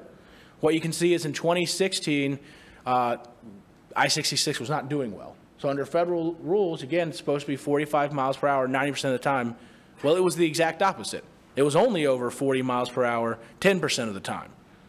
If you take a look at the green line with the implementation of tolling, I-66 has finally provided a fast, reliable trip to carpoolers and bus riders, and we have heard from many bus riders and those who carpool saying, this is the best trip I've had on I-66 in 10 plus years. It actually just took 10 minutes. And I think that's a real important thing to remember here. The goal of this project is to move more people. If carpooling means you, one, have to go find someone to ride with and then sit in the same traffic as someone cheating, not a great incentive to encourage people to carpool. But if carpooling actually provides a faster, more reliable trip, then people are going to be more willing to do that. And 2 people in a car is 1 car off the road. And in Northern Virginia, with the constraints that we have in this corridor, we've got to find ways to move more people through here if we're going to continue to improve the traffic situation. What's really interesting, though, and one of the things we were really worried about is if we improved I-66, could we do that without upsetting the parallel arterial routes? So there's 4 key routes that actually parallel I-66 inside the Beltway and really serve as the main alternative routes someone could use. And what you do here is we're comparing the travel time in the morning from December of 2016 to December of 2017. And what you see is Route 50, Route 29, Route 7, and the GW Parkway, they're essentially unchanged. Now, you could look at 29 and say, oh, there's a few minutes of savings. We want to see if that trend sticks. The really important thing here is we are not seeing a increase in travel on these arterial roads. So we're seeing I-66 work better. We're seeing about 13,000 to 15,000 cars each morning and each evening use I-66. 40 to 45% of those are HOV users and buses, and the parallel routes are working. So we're still moving people through this corridor. People are still taking trips, and now people who are using transit, carpooling, or willing to choose to pay a toll on a given day are seeing a fast, reliable trip. And those who are using the parallel routes are experiencing similar conditions to what they saw before the implementation of this project. And I'm happy to say we're seeing the same thing in the afternoon as well. So very, very similar travel times on the parallel arterials in the afternoon as well, which really means that the goal of this project was to manage traffic and move more people, and right now it's working. Again, we're going to have to keep monitoring the situation to make sure that stays over the coming months, but it's really great news that we're seeing that, here after the first month of implementation. So I want to talk a little bit about the issue that I think has garnered the bulk of the media attention, and that is the toll rates. So, you know, I-66 inside the Beltway has always been a road that was going to be tolled using dynamic tolling, which means based on the demand, the toll would go higher to when the road was getting close to being congested to discourage additional users to maintain free flow. And when the usage was low, the toll would be very low to encourage more people to get onto that facility. What we've seen from December 4th to December 29th is the average round trip toll paid for a typical trip, so morning and evening, out and in and back out, is $10.63. That's $6 and change less than the estimated average round trip toll for a typical trip of $17 that was provided to the public in 2016 and 2015. There has been a lot of attention about, the tolls got up to $44. Everyone is paying $44. That is simply not true. So again, one day for 6 minutes, I believe it was from 8:24 to 8:30, though it could have been from 8:30 to 8:36. I don't remember exactly when. The toll reached $44. 17 people chose to take advantage of an option they did not have last year and to use that facility because for them it was a value. I don't know who they are. It would not have been a value for me personally, but I don't believe this project was designed for me. It's just giving a new option to travelers in that area. But remember, there's 13,000 people who used the road that morning. 17 people chose to pay $44. And when you see that $44 toll, that's not a toll when people say, oh, $44 in, $44 out, times 250 days, that's whatever amount. $44 means the road is almost congested. Please do not get on this facility. Because again, when you're seeing these higher tolls is when it used to be HOV hours, and when we're trying to maintain free flow for the carpoolers, bus riders, and the other folks who are already on that roadway. And so there's been a ton of attention on this issue, but you know, it's really, you're focusing not on what's actually taking place. The average round trip toll is $10. Make sure that average is only on paying tolls.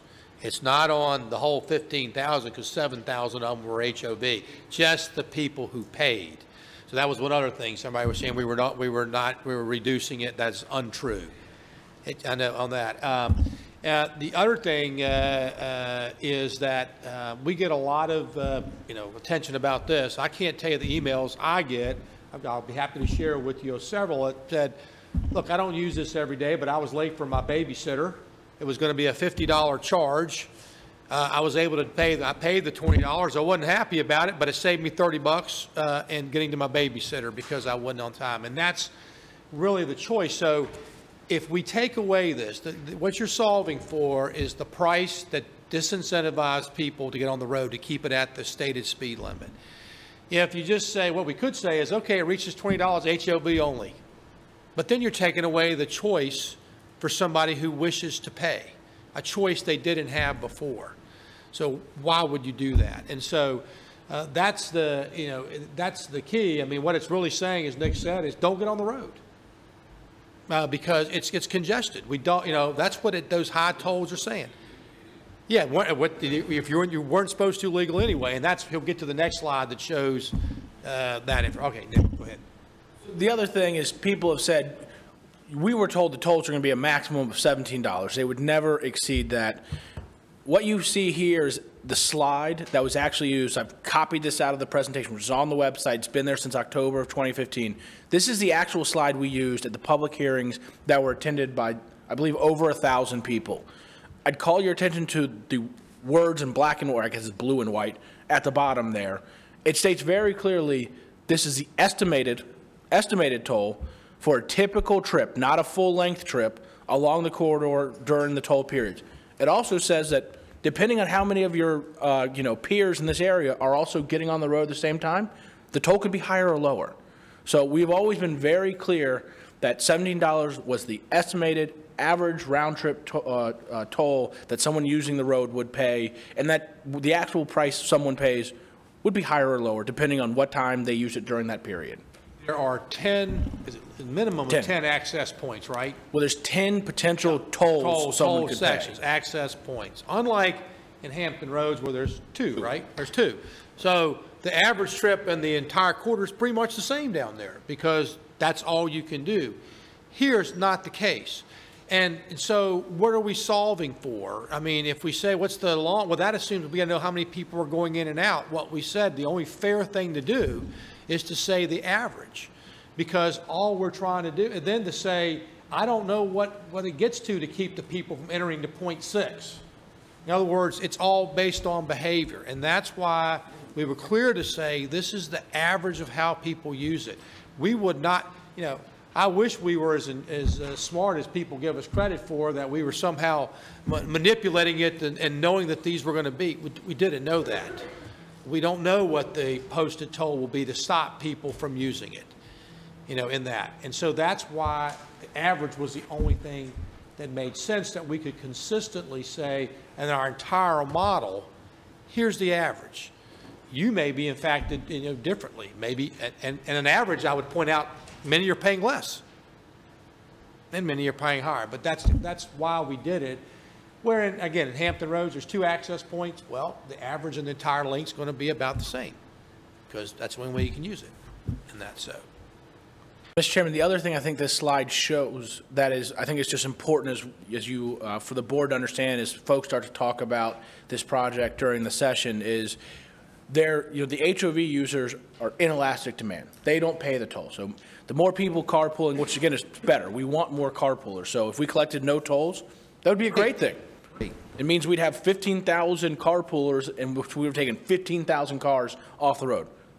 That would be, I don't think that's going to happen tomorrow or in 5 years, but that would be a great outcome if that happened. But, you know, folks who talk about the hybrid users going in, the more people who don't pay the toll, the higher the toll is going to be for everyone else who's using that roadway, because you have more people who are exempt from the toll, inelastic demand, which means there's less space and the same amount of greater demand for the amount of space available. And if you can see, HOV2 means there's more carpoolers than there likely would be at HOV3, and the tolls are higher.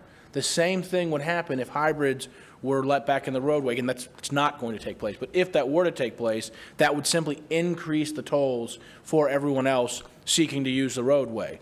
When we go to HOV3 in 2022, that will reduce the average toll, we believe, that will be paid in this corridor, because you'll have probably the same number of carpoolers, but in a third of the less vehicles, meaning there's more space available for others who might choose to use that roadway on a given day. Oh, I'm sorry, Mr. Whitworth, yes. Knowing that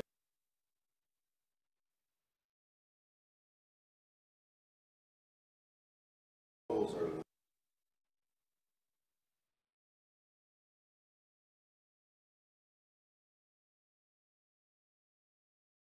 Mr. Chairman, Mr. Whitworth, I think the decision to delay going from 2 to 3 was a part of the compromise.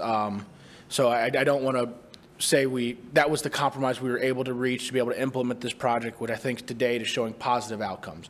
I think one of the tough issues that was raised about HOV3, and part of the reason why I was agreed to delay that, is you need to have more park and ride lot infrastructure to really encourage HOV3. And on the 95 corridor, you have thousands of park and ride spots, which allows the slugging, if you will, to take place. On 66, they have a total of about 1,000 today. To put that in perspective, the biggest lot on 95 is over 2,000 spots.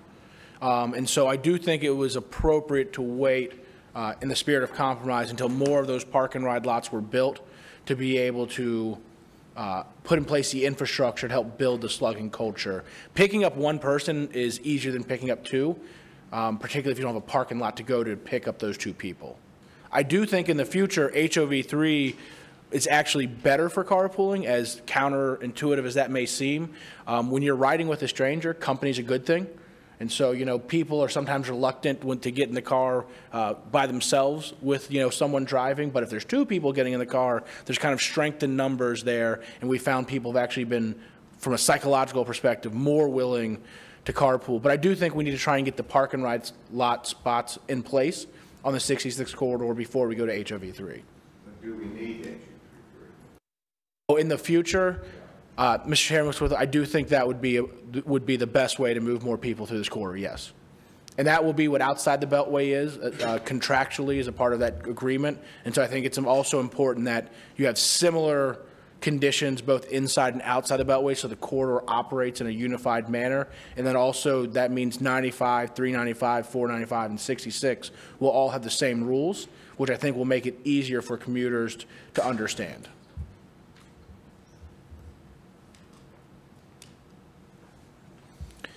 I think one of the other major issues we hear people talk about is the hours have been extended, and that is true.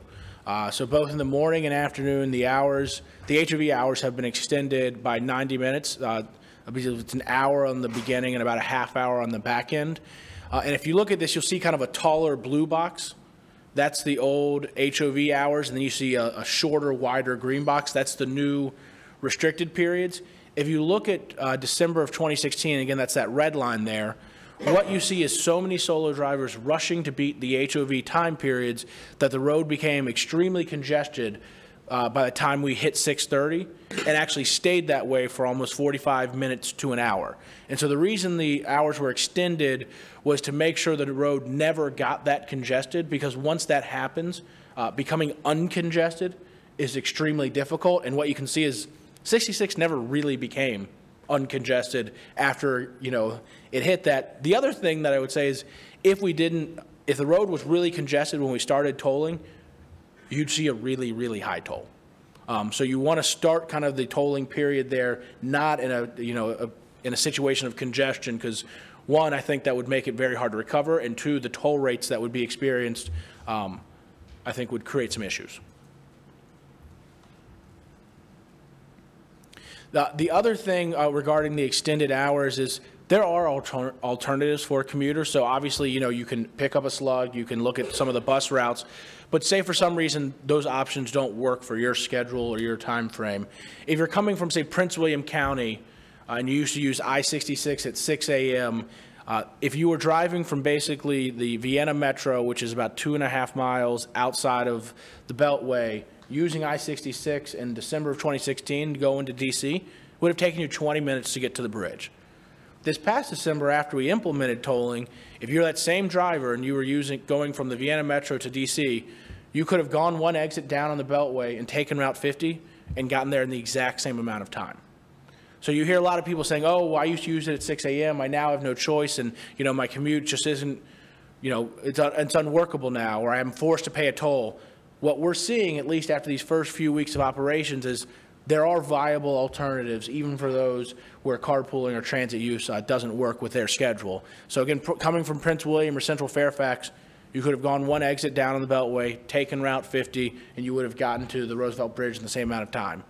If you're coming from Northern Fairfax or Loudoun, we also found that there's some viable alternatives. So from the Dulles Toll Road and at the Beltway, if you're heading to the Roosevelt Bridge, taking 66 in 2016 would have taken you about 17.3 minutes.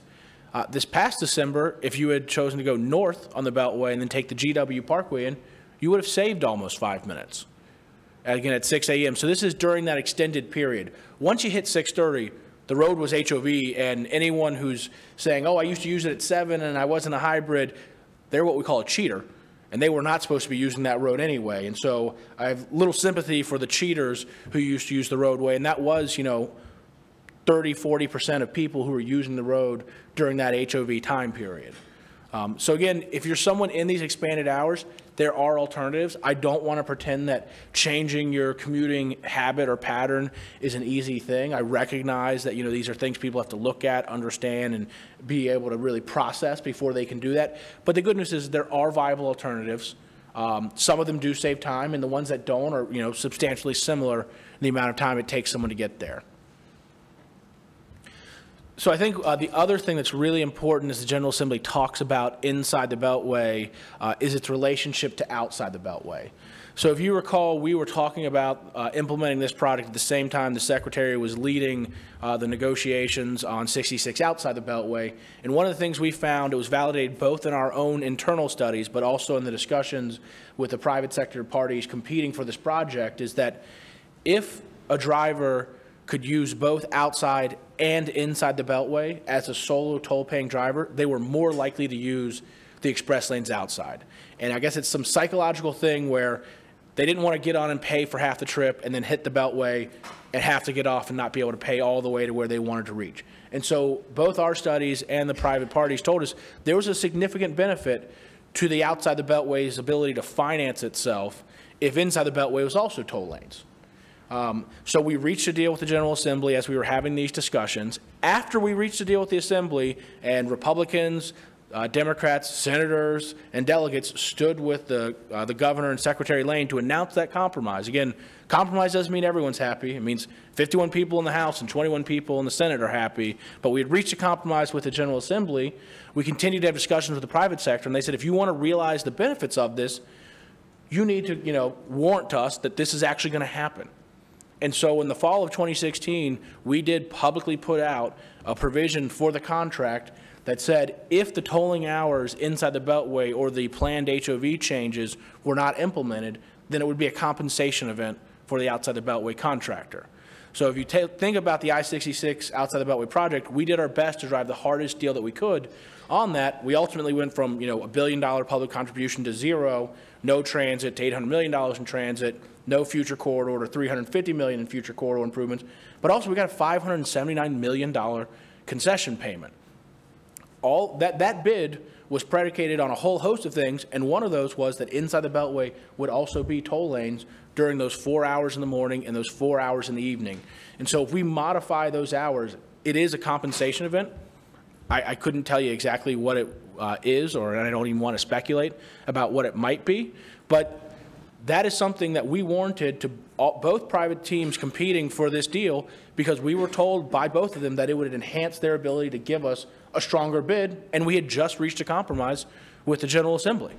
And so that is a provision that's in the deal, and it's something the Assembly, I hope, will give due consideration to as it considers potential modifications and alterations to the tolling inside the Beltway.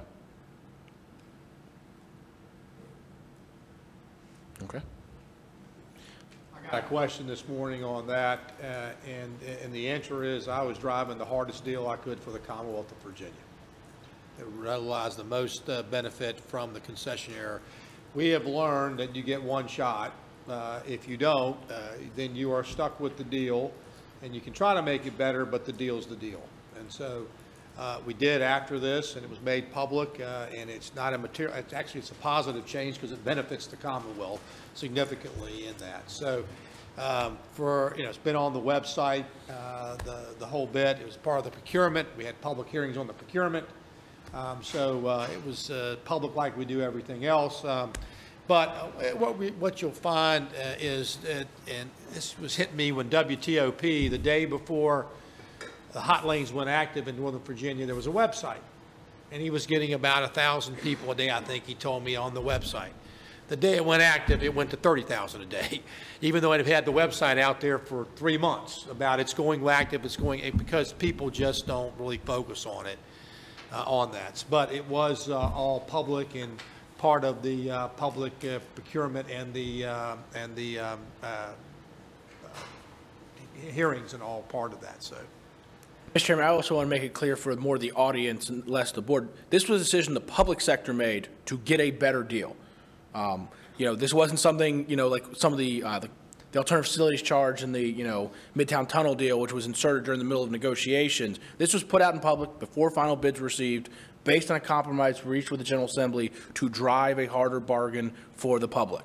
It was something we had all just agreed with the Assembly we would do under certain parameters, and if you read the language in the contract, it is in line with the parameters of what was agreed to with the General Assembly. So my final slide, Mr. Chairman, is just simply just a quick discussion of, well, what happens if we suspend the tolls? The Secretary received a letter from, I believe, 16 current and future members of the General Assembly, I believe on the 3rd day of tolling or halfway through day 4. Day, something like that. At the very beginning of the experience, we received a letter from several senators and a delegate and delegate-elects, and they asked that we suspend the tolls for, I believe, a period of at least 5 years. So I just want to talk about what would happen if tolls. I'm not going to mention any names either, but I do have a picture of the press conference, and many of the people who signed that are standing next to us at the press conference that said they didn't know, the letter said they didn't know the tolls were coming. I'm not going to say that they were mannequins or something else that looked like them standing there, but I'm not mentioning names, but the governor did ask me to put that in the record file in that, so. So just, very simply, and again, this is just, I'm not placing value judgments on what would happen if tolls are suspended. I believe these to be pretty straightforward statements. So first and foremost, we would take away a choice from, approximately 8,000 solo drivers that during the peak of rush hour, they would now be restricted from using that roadway. In the past, there were a lot of cheaters. We now have toll gantries. Those toll gantries now have mechanisms to help police identify who's a cheater and who's not a cheater. And so, if tolls are in place, they can voluntarily, legally use that road for a dynamic toll based on free flow. And now with the toll gantries, they can break the law and we'll catch them. And the first toll is $250, no, $100. Second one's $250, then $500, and the fourth and every final one after that's $1,000. So we can take away that choice from solo drivers if we'd like to, and just we're taking away a choice. We do know, again, that carpoolers and bus riders will most likely experience slower travel speeds, which will discourage people from using that. The whole point of the HOV lane is to provide faster travel for people who are going out of their way to carpool and bus, which creates more space in the roadway for everyone else who needs to drive by themselves. The third thing I want to be very clear about, because we knew the roadway was extremely degraded prior to the implementation of tolling and we did not meet federal standards, hybrid vehicles will not be allowed back on I-66. So we can suspend tolling, we can do all of these things. We were in violation of federal standards, both law and regulations, and that requires us to end the temporary hybrid exemption. So that exemption has ended, and it has ended permanently. The other thing this will do is right now we have a memorandum of agreement with the Northern Virginia Transportation Commission, this board does, where they identify potential improvements to that corridor to provide more travel options and address any unintended consequences. We expect they'll be getting around $15 million this first year if the project stays in place. If we are to suspend tolls, the funding source for the park and ride lots, for the new bus service, for turn lanes, for technology upgrades would be eliminated. And so a lot of folks have said, oh, we need to have more buses and more park and ride lots before we, have these toll lanes. Well, it's been HOV since 1982. And so people, I'm a little confused as to why just now we need park and ride lots since it's been HOV the entire time it's been open to traffic. But that aside, if we want to have more buses, park and ride lots, technology, and other upgrades to this corridor, we have a dedicated funding source that is created by this project. And if we suspend the tolls, that funding source goes away. And then the final thing is, there will be a compensation event, and that could likely result in the reduction of the I-66 outside the Beltway concession payment, which means the project list this board, I believe, will considering tomorrow would need to come back to you for amendment and modification to reduce the projects that are being funded. I think a question came up on that about, well, why don't we just stop it until outside the Beltway is done? And the issue with that is it's called political risk.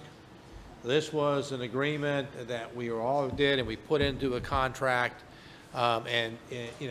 While the real benefit for the concessionaires when they open it out there, they wanted, obviously having established patterns in the whole bit was important to their decision as to how to value this.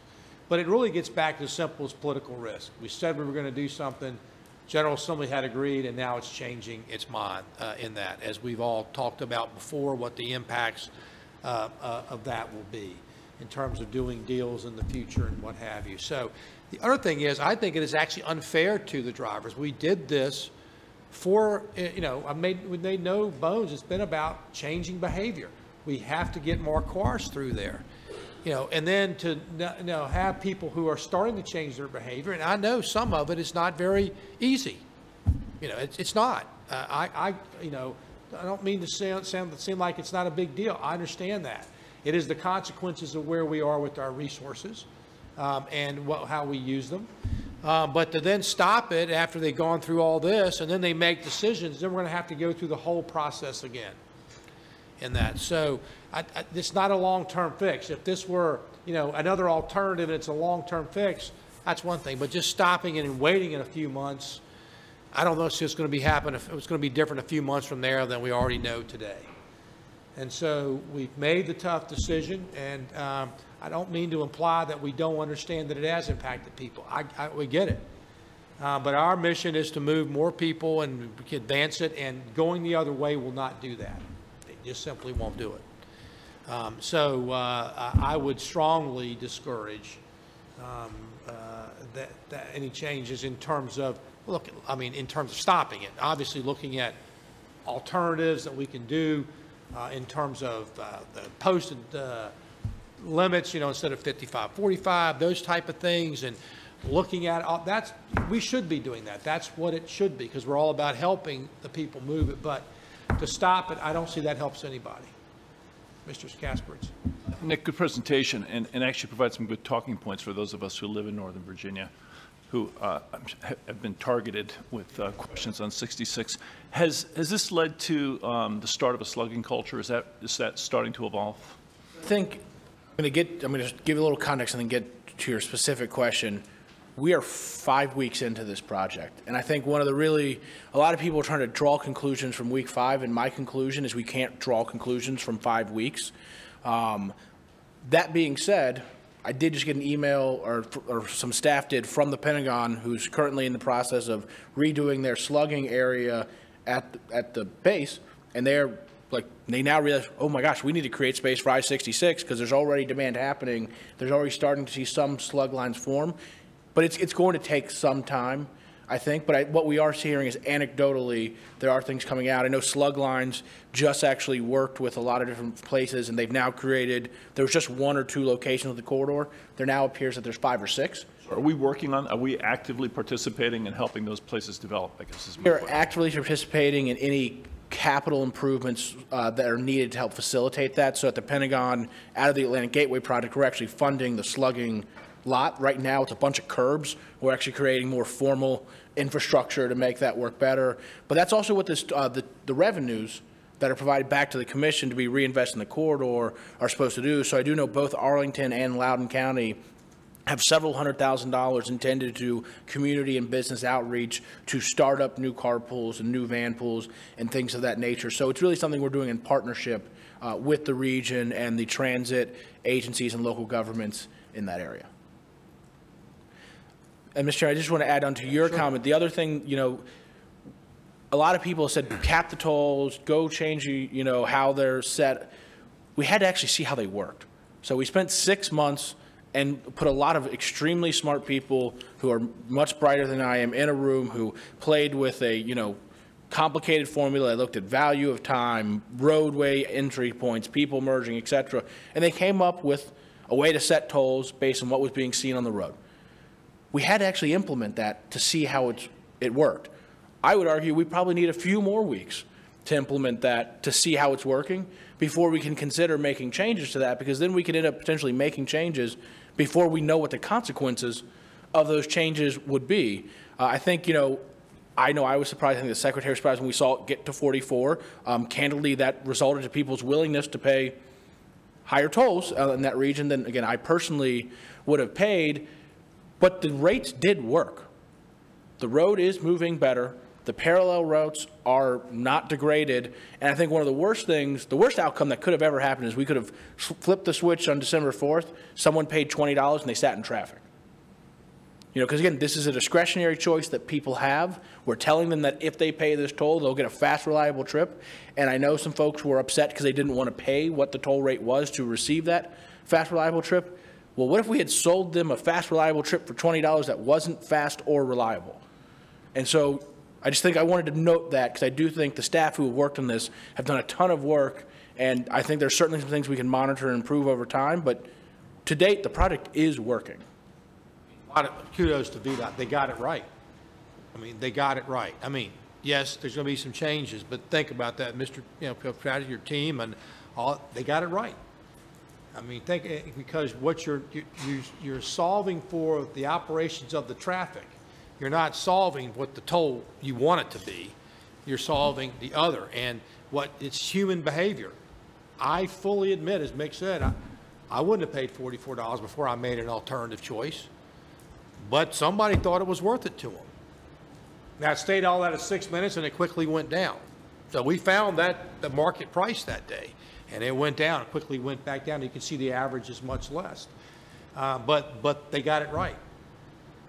And that's, congratulations. And it is a change, though. It is definitely a change. And that's part of this, too. Change in itself is hard for a lot of people. And you're talking about their daily commutes. I get it in that. But we were headed down a path where it was getting worse and worse with no answer. Mr. Gaspar? One final comment. I just want to say well done.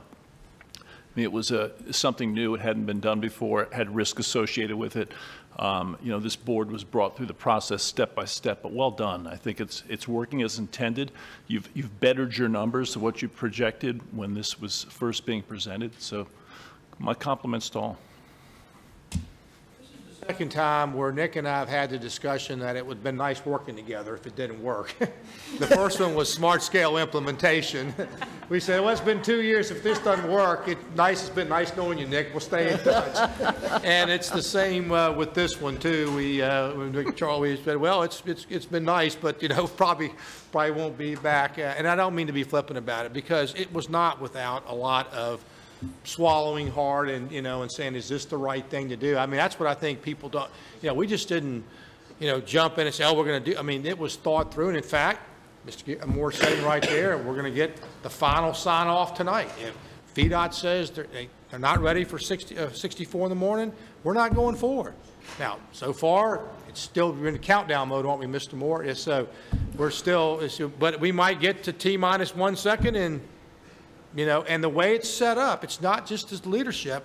Anybody down the line says, I just don't feel right, we stop it. I mean, and I think that's the key, that the way Mr. Kilpatrick, they've approached it, and that's why they got it right. If it was just politically motivated, you know, I don't think we'd have been successful. Because, and I want to give an all due credit to Governor McAuliffe. I mean, he never, you know, never once pressured us to get in. He wanted things fixed, but he wasn't down here being prescriptively saying, you know, I want this done by this date, or I want this. He'd get it right. And so, and quite frankly, he said, I've got your back if you don't. This couldn't have been done without that kind of political leadership. It just couldn't have been done in that. So, you know, while we executed, then we had, you know, Governor McAuliffe was there. And I think that's one of the things he wants to come talk with you guys about tomorrow. I mean, I think that'll be one of the things on that, because I think, quite frankly, his legacy was rewarded by all of us involved because of his confidence in us. But, I mean, he had to, you know, he could have easily stopped this. And there were plenty of times where politically, you know, it could have been stopped. I mean, you know, I would have thought of other, you know, other politicians may have stopped it, and not just this, but a lot of things, and he has not. And you know, so I think we're fortunate, but I think it was a whole lot of hard work by Charlie and his team. Okay, well, you're up to speed as we are. I wish I could tell you that's the last we're going to have to talk about 66, but I think it's going to be, you know, a fairly significant topic during the session. And I would just say, we just stay with the facts, and it is what it is. And at the end of the day, Douglas Hugo asked me this question today: whose decision was this to change tolling? It is the CTB's decision, unless there's legislation that overrides it.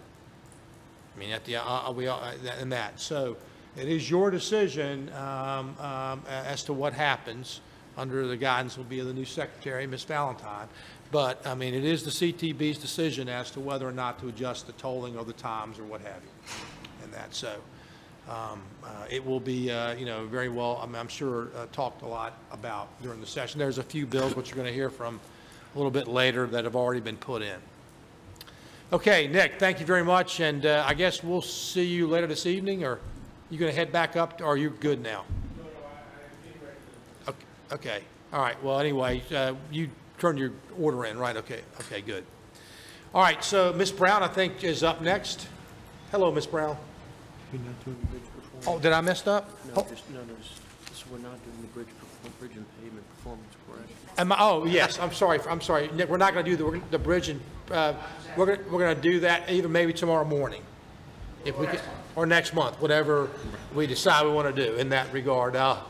In that, so yeah. So I did think it was important you hear about WMATA and 66, because I think those are going to be two things that are going to dominate from your, at least immediately, or at least one of the things that are going to be a lot of discussion in the legislative session. And I wanted the board up to speed, because I know you'll probably get contacted about it. Yes. Was that presentation given this morning? Similar, pretty much the same thing, and it was pretty much, I think it was the same thing. I just switched my name. I think it was almost exactly the same. So will we have that? I've already looked Yeah, at the content. yeah, on that, in that. So, and I think I should also mention all those data is online. I mean, there have been lots of articles written about the data that VDOT's posting online. So this is not something that nobody, that we've put out here and, you got a FOIA VDOT. You can go yourself right to the website and get all this information. Because at the end of the day, we want it to be the users that are taking this information and figuring out what's best for them. So it's all on the website out there. Everything that was presented today and can be taken and found publicly on the website. That stuff. Yes, Ms. Brown. Okay. Good afternoon, Mr. Chairman, members of the board. This is actually my normal January update of the revenue sharing program. This includes both a summary of their application process for this cycle, as well as the summary of our deallocation process. This is a quick summary of the changes for this year. This is the first year that localities submitted applications for a 2-year cycle. So this year, localities submitted applications for both fiscal year 19 and fiscal year 20. It's also the first cycle with the revisions to the CTB policy and the new limits of the maximum a locality can apply for of $5 million per year, as well as the project limits of $10 million per project over the lifetime of a project. The priority tiers were unchanged this year. So again, as indicated in legislation, first priority would be to those existing revenue sharing projects. Second priority to those projects that meet a VTrans need or accelerate a project in a locality's CIP, capital improvement plan. And then third priority to those projects that address deficient pavements or bridges. And then all others are the fourth priority. This is a quick overview of this year's application process. Localities did submit their applications this year through the SMART portal. So this was the second year that applications were submitted through the SMART portal. Application deadline was November 1st. We had 87 localities submit applications for a total of 285 individual projects. We had a total request of $258.7 million. We did have 12 localities that applied for the maximum this year, the $5 million each year, so $10 million for the 2-year cycle. For this year, the priority 1 requests for the 2-year cycle were just over $74 million. And so given the $100 million for each year, that did leave roughly $126 million to fund other requests this year. Our priority 2 requests this year were $161.8 million, and most of those will be funded. I will summarize our recommendations for funding tiers after reviewing the deallocation information. This slide is the breakdown by district. It's similar to what we have seen in past years. Typically, Northern Virginia does have our highest allocation amount, followed by Hampton Roads. And then distributions throughout the other districts. The asterisks indicate those districts that had at least one locality that requested the maximum.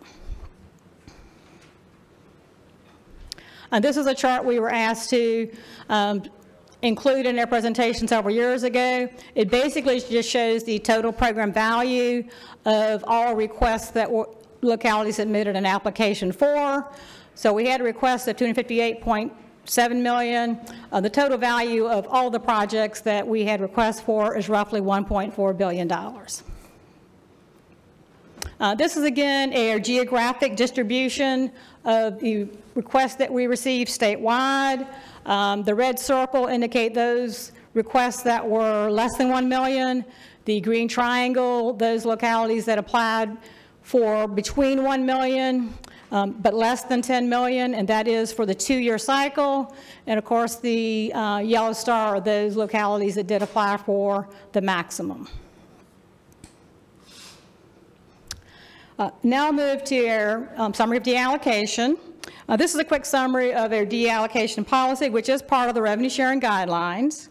Essentially, based on the code, localities are required that once they receive revenue sharing allocations to initiate the project within 1 year, but then if they have not initiated within 2 subsequent years, the funds can be deallocated. Also, projects that are completed or projects that have had no activity are also candidates for deallocation. Deallocation process was revised this year as part of the guidelines, and so we will be looking at any project that hasn't had activity for 6 months. This will be the 7th deallocation since the deallocation provision was added to the code. First deallocation occurred in 2012, has been approved each January since then, and following the deallocation, those funds are made available for the next cycle's applications. This summarizes their deallocation process for this year. It really kicked off in June, and we initiated the review with 147 projects that had been identified as candidates for deallocation. And at that point, lists are provided to each district. They reach out to the localities to really get the status of those projects to determine if the project should be moved forward with deallocation and what the status is. They work with the localities, and by October, we're able to finalize those projects should be deallocated. This year, for those projects that were identified, localities did have to conform with the transfer policy that the board had adopted in July, so that did have some changes to what localities could do if they had funds that had been identified. For this year, we will be recommending that 49 projects will be deallocated, and that will be roughly $15.7 million in state allocations. I will mention that the deallocation amount this year is higher than we've had in the last few years. We've been averaging about $4 million in deallocation for the last 4 or 5 years, and a big part of that is the changes in the transfer policy this year. This summarizes our program moving forward and the recommendations that will be presented to you in June. For the 2-year cycle, we do have $100 million allocated for each of the 2 years. And with the deallocation amount of 15.7, there will be roughly $215.7 million available for distribution based on this year's applications. Again, how funds are distributed is outlined in the code, with the priority 1 projects receiving funding first. And so the board should be able to provide funding to all existing revenue sharing projects priority 1 at 100%.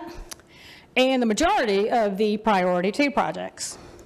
There will not be enough funding to fully fund the priority 2 projects, and the revenue sharing guidelines do outline what the board would do when you can't fully fund a tier. And that is to fund first the first $1 million request for all localities, and then to prorate the remaining requests within tier 2. And based on that assumption, the recommendation would be that the board would fund the first $1 million, and roughly 80% of all remaining requests would be funded in tier 2.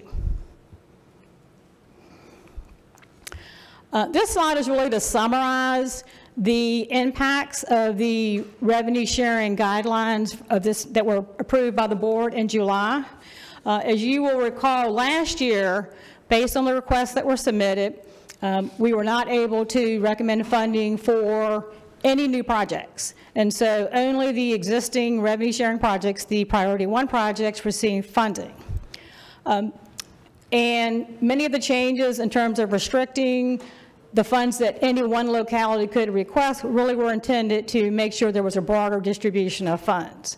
And so this year, with the revised guidelines, the recommendation would be that 188 priority 2 new projects will receive funding this year. Some of those at 100%, some at 80%, and some will be somewhere in between.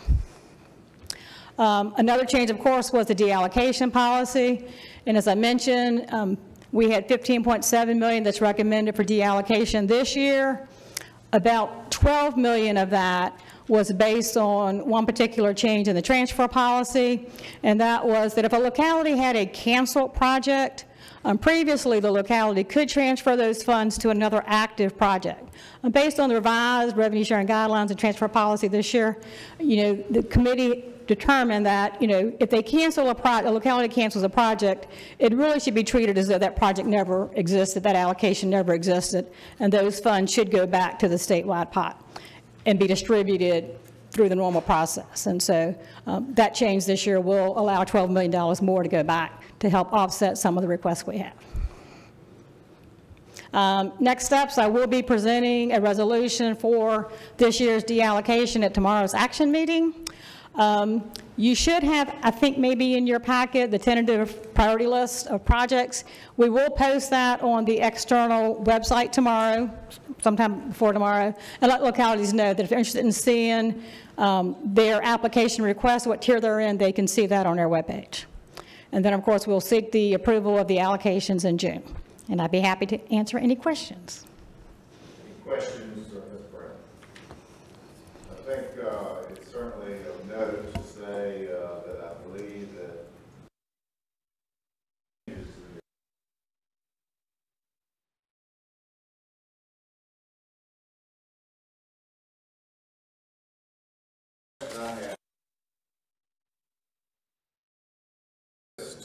shows application site.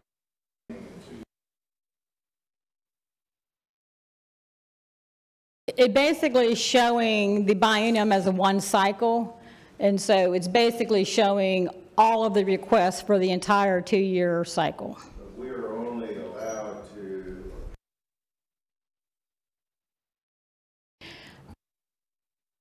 I think you would basically approve the biennium, but yes, you would have to reaffirm the allocations for FY20 next year. So who determines it?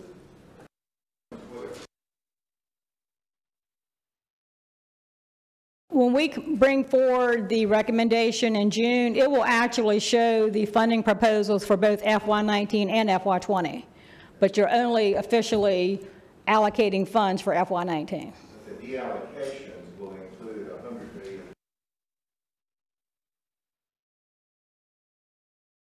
We will be adding $15 million to the biennium.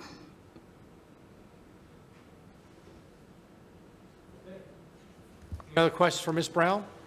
Oh, Charlie? To follow up on... you were just kicking me. You weren't trying to get my attention. What Mr. Sorry. Whitworth was talking about, one of the things that we're constantly doing is trying to make sure that the money is allocated to the projects when they need it. So, Mr. Whitworth, you're, as she's describing this, it's over 2 years, but to the maximum extent possible, to fund what's necessary to move projects forward. You don't want to put 100% of the funds on a project that's going to take 2 years. At the same time, you don't want to delay a project that can begin in that first year. So that's work that Julie and her team and Kim and her team are constantly doing. I think that's one of the products of what we've been able to do over recent years. It's really making sure that we don't have money sitting, and we don't have projects waiting for funding to the greatest extent possible. Okay, Ms. Brown, thank you very much. Thank you. I'm sure we'll see you soon in the future. All right, Ms. Maxwell, you're going to come up and tell us where we stand with so far pre-filed legislation. Mr. Chair, members of the board, I think you all have a handout. Carol has given you a handout. Looks like this. It's about, let's see, 9 pages. Basically, it has the bills that have been introduced thus far that are really directly related to the CTB. We are currently reviewing a vast variety of other bills, but we wanted to bring to your attention legislation that you as the board would probably be most interested in. The first thing I want to do, very quickly, just to give you a sense of the CTB or the General Assembly schedule this year. The pre-filing ends tomorrow morning at 10 a.m., which means legislators, that's the deadline for pre-filing bills that are not subject to a limit. And so we are today, even, we're seeing a multitude of bills coming in yesterday and today, and so this is just the tip of the iceberg. The next deadline that you will see will be January 19th, which is when all bills have to be filed, and after that there will be no more new bills filed unless it's some sort of an emergency enactment or special bill. GA convenes tomorrow. Crossover is February 14th, which is when each house has to consider all of its bills, and it can only consider the bills from the other side after that date. And then finally, the General Assembly adjourns on March 10th, and they will reconvene on April 18th for the one-day reconvene session. So that gives you a perspective of how long, we'll be looking at legislation and what kind of dates you'll be seeing in the future as far as updates, et cetera. With regard to the bills, first thing I wanted to mention to you, VDOT has 3 bills that we received approval for to go forward for this session. What that means is basically the Secretary's office and the Governor's office have approved those bills to go forward. We've asked legislators to carry those bills, and at this point in time, it's our understanding that these 3 bills that are listed as VDOT bills will be dropped in by legislators. The first bill deals with Route 29. It is just a cleanup bill. It basically will repeal a section of the code, section 33.2/363, that would have required the CTB to reallocate funding from construction district where an MPO opposed the Route 29 bypass, and federal highways would have required us to pay funds back because of the MPO opposition. Because of the fact that this body has now, implemented projects and approved projects, allocated funding to the Route 29 solution, this code section is moot. It's no longer a possibility, so we're just, for purposes of code cleanup, asking that it be cleaned up, but that it be repealed. The next bill is a bill that would modify the CTB's naming statute. Several years ago, in 2012, legislation was enacted that basically gave the CTB the authority to name highways for a private entity, a living private entity, a private person, if that entity or person was willing to pay an annual fee to have the road named after them. As VDOT began to look at implementation of this bill, we ran into several hurdles.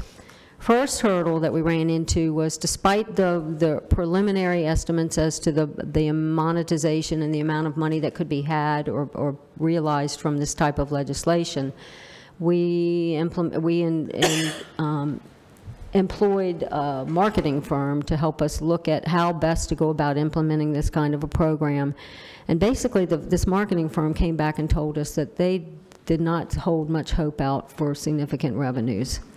So we kept that in mind. In the meantime, FHWA came along and said basically it would be a violation of federal outdoor advertising statutes for a state to name a highway for money.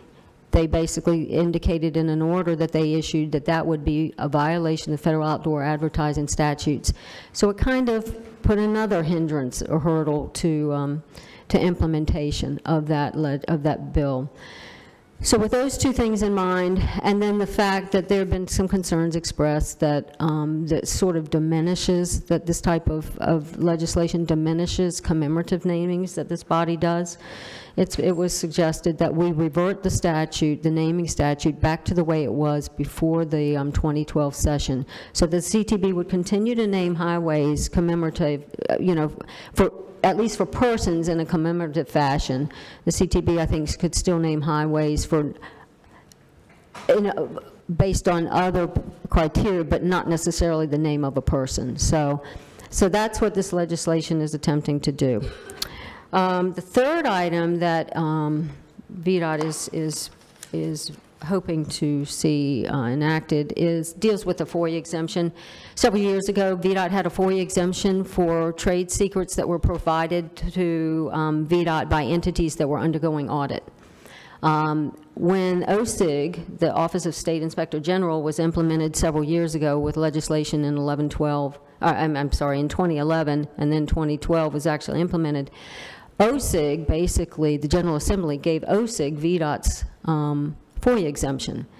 And what we're finding now is OSIG is not necessarily doing all the audits that we have to do as an agency, and we are running into hurdles and problems getting information from private entities who say, you can't protect the information under the old exemption that you used to have, and so we're not comfortable giving you certain information. And a lot of that information has become necessary for just routine audits. It's not the types of audits necessarily that OSIG would be doing. These are things like just making sure that contractors are complying with FARs, that their overhead rates are consistent with federal requirements, that they're consistent with the Davis-Bacon Wage Act. So bottom line, that's what we're doing. We're just asking if we could please get our FOIA exemption back. Not touching OSIG, so SIG would continue to have the same FOIA exemption. So those are the three VDOT bills. Moving along, these are the rest of the bills on your handout are bills that have been introduced thus far and that we're currently looking at and evaluating. HB 58, I thought this would be of interest to you all because it involves light emitting diode use technology. Basically, it mandates that state agencies that are implementing new lighting, outdoor lighting, or that are replacing existing lighting move to LED technology. There is an exemption for VDOT if the chief engineer decides that it's not cost effective. VDOT can forego that requirement, and also it would not apply to VDOT until 2019. Contracts entered into 2019 and beyond. On page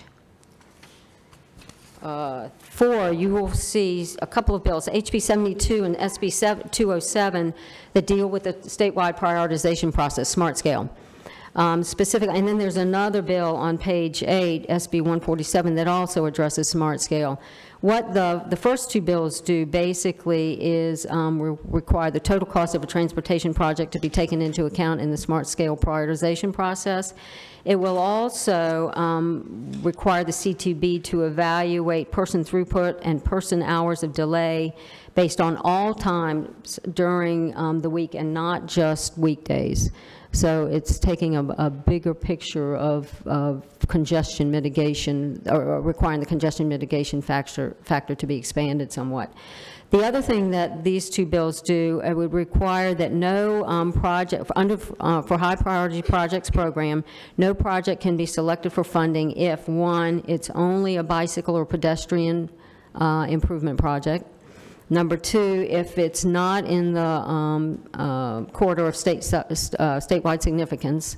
Or third, if the project has a cost of less than $10 million. So basically, they've written into law exclusion of those three types of projects as possibilities for the HPP.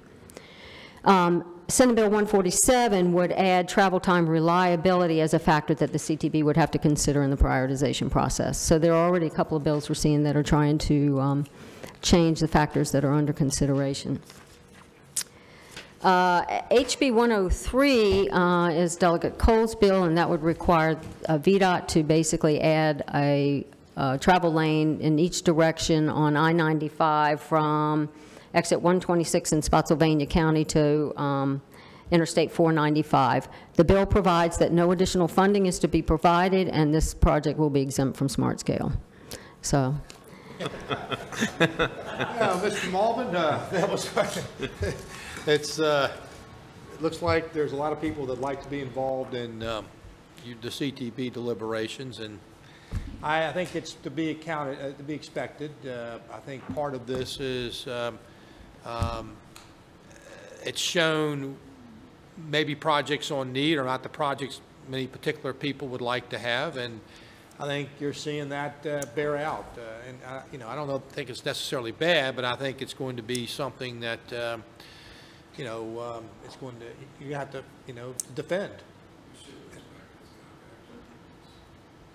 Well, it's, in all honesty. Isolated them. Yeah.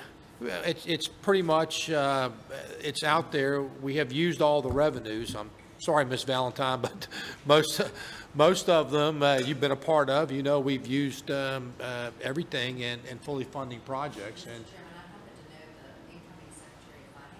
And Well, but you know, that is, but you know, I think what this leads us to, I really do, is a larger discussion.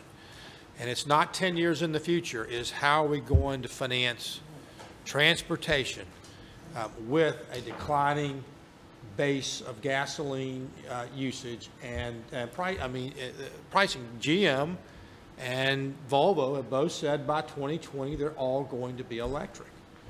The hybrids, I mean, it's a continuation. So, and that puts it in squarely away from a user fee into something else, unless you're talking about tolls. That's the classic user fee. But when you start talking about sales taxes or other type of taxes, you know, economic developmentally based, for instance, property taxes that are generated, a portion of those are taxes that are now used primarily for other purposes in the Commonwealth.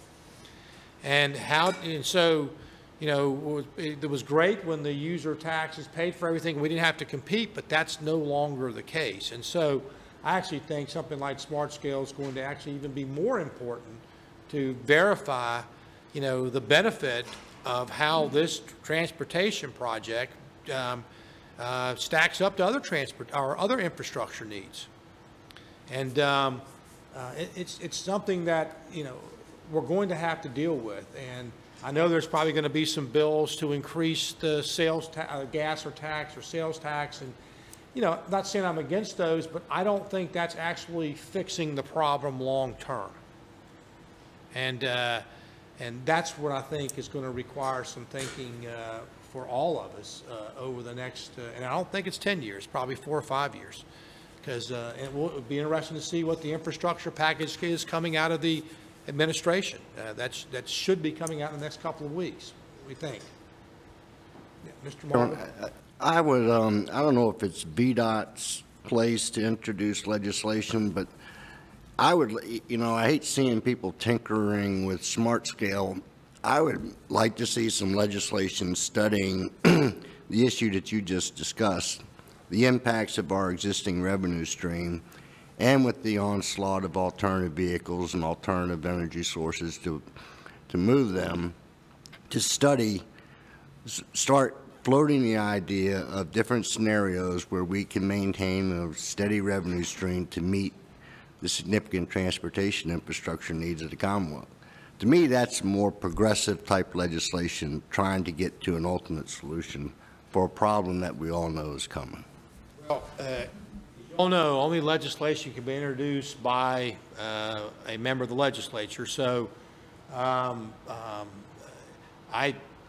don't know that VDOT particularly is the place where that can be. It could be the place to take a look at what various alternatives might generate. But this is going to have to come from the legislature, Mr. Malm. I think it's going to. Do you have a friendly legislator that you could, you know, I think there's going to be several bills this year looking at that.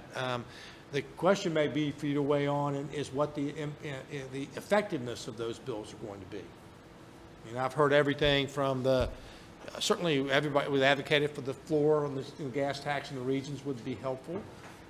Again, I think that's more of a short term than it is a long term fix.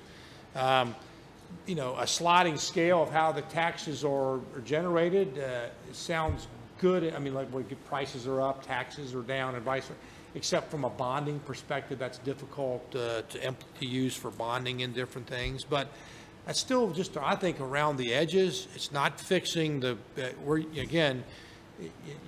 using 21st century technologies, but we're still collecting fees as if we're in the 20th century, because cars just came in the late 19th century, right, Charlie? But a 20th century. But certainly the combustion engine is not the favorite engine of motivation of choice. How are we going to use people for the roads? I mean, Oregon's, I think they're the first to look at a mileage-based tax, vehicle miles traveled, and whether that's a reporting through technology or a voluntary and all those type of things, and privacy issues. But the world's getting more connected. And privacy is in every decision that we make. So I do know this, the only thing that is for sure, the current gasoline tax is a dying source of our ability to collect monies to maintain infrastructure. It's not going to die next year, but it's certainly something that you're looking into the future. If the trends continue, that's not going to be there. So that's why I mentioned I don't see tolling as going away. I think we've been pretty smart about saying only toll those, always have a free alternative and additional capacity and have a choice. But it's still, even with that, we just had the presentation on 66. You know, it's a difficult thing, and I think it's again just a sort of a part of what we got to come to grips with. And I think some of these legislation may lead us to better, maybe not the legislation itself, but lead us to a conversation that gives us a better answer on that. So, Mr. Whitworth.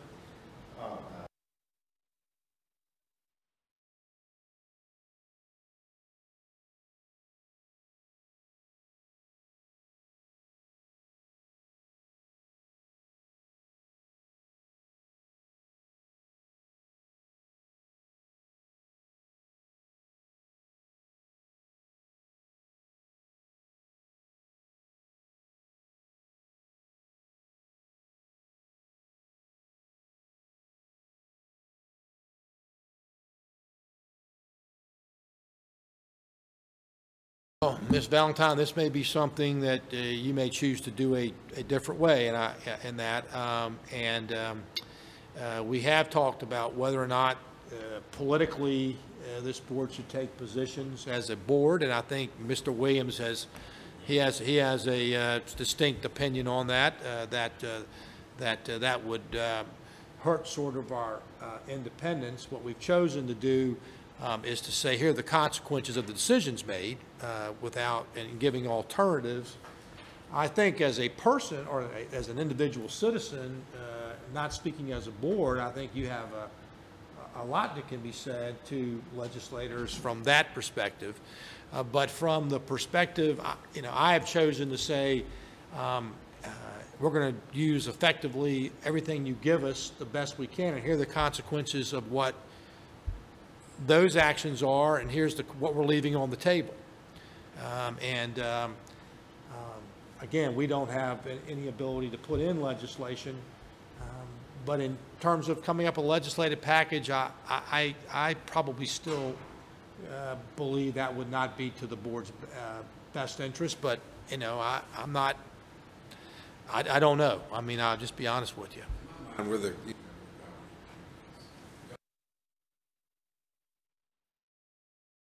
That is true. That is true. That's the realm of politics. That's where that bill is. And I just would hate to see this board go down that path of opposing or supporting legislation. Yeah, by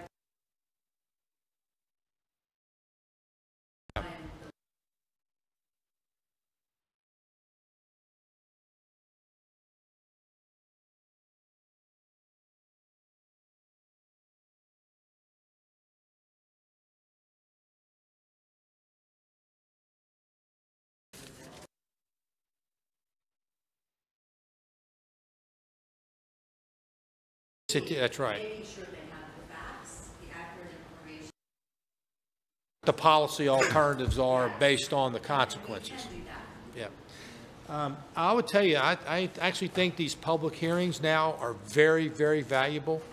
They have come away from people just requesting roads to really having substantive discussion. One in Stanton with Senator Obenshain and Delegate Gilbert was that's probably one of the most substantive issues where with the legislators there talking with the board about what are the alternatives. And I still think you probably need to use your agencies and the Secretary's office to do that lead work. But certainly I would encourage communications with your legislators and working with them and not just in the public hearings but otherwise.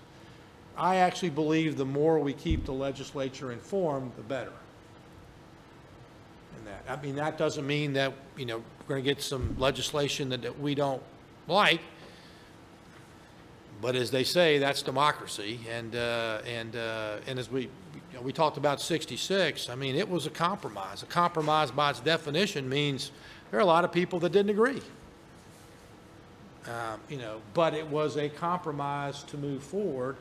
I think that's going to be probably, as I said, these are hard decisions. One of the reasons why we felt it very important for you guys to be independent, because they're going to be hard decisions that are going to have to be made. Ms. Maxwell, do you want to continue? Anything else that?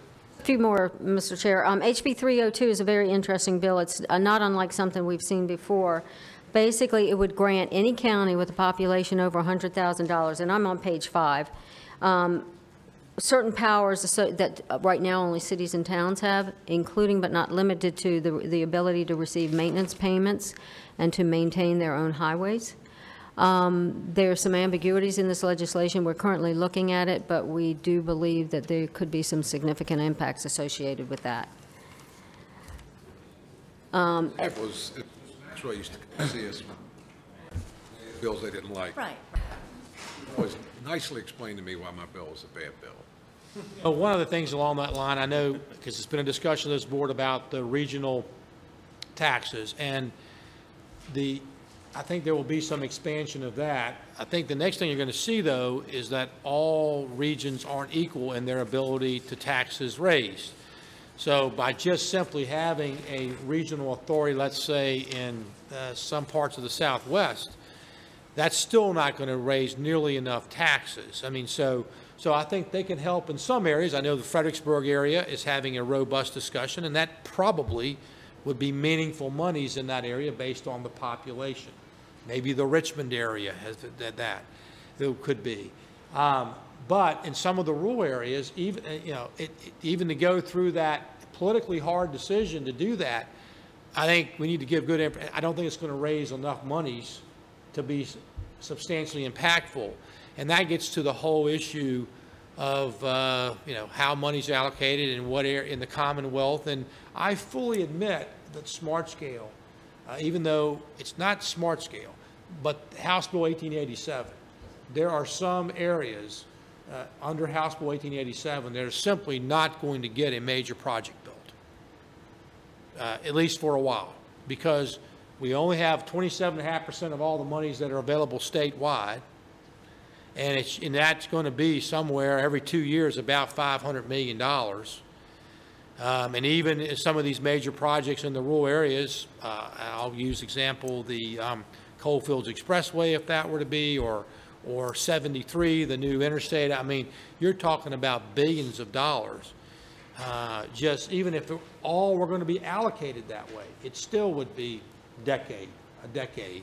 And I know, look, there was an editorial, I think it was at the Freelance Star, that said they wanted Cole's bill that's going to add another lane on 95.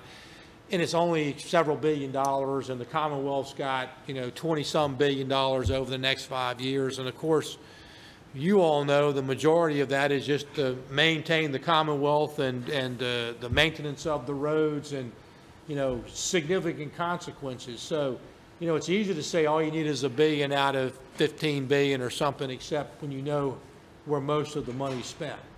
And we know in maintenance, for instance, we're not at our mandated standards. I mean, VDOT's doing a good job. So we're trying to put them back up. So, you know, but I mean, you know, from their perspective, oh, it's 15, whatever the $1 billion is, $1 billion to us doesn't seem unfair.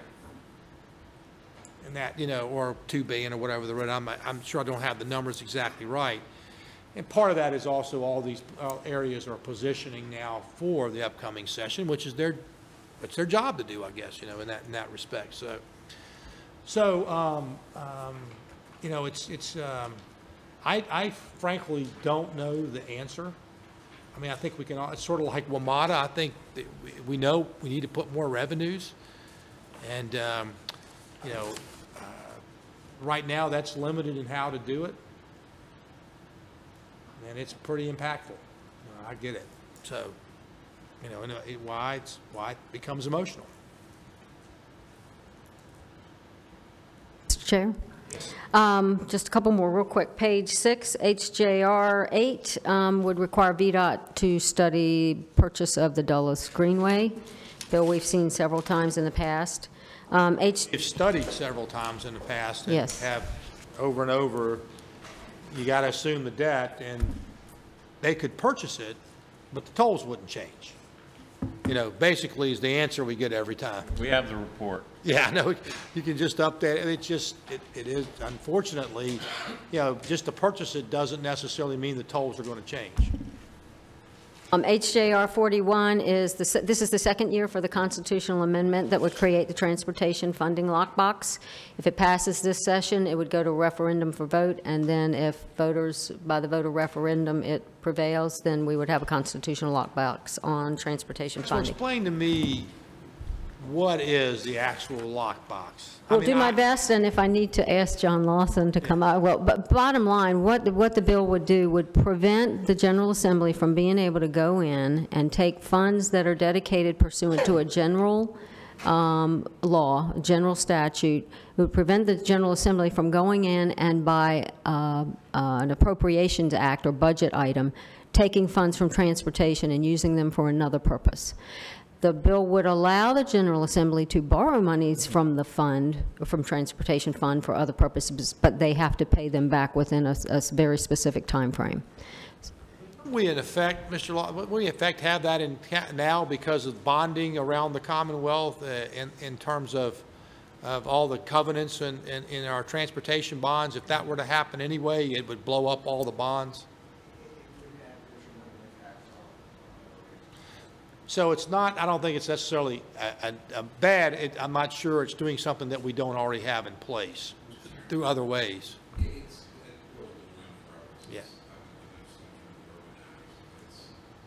It sounds really good in practice because it's a separate tax you pay. You want it to stay in the fund, not be reallocated, which back in the late 80s and early 90s when everything was go-go, a lot of it was, they'd steal it and put it into education or somewhere else, but it's really hadn't been in practice in so long. I can't even remember the last time it happened.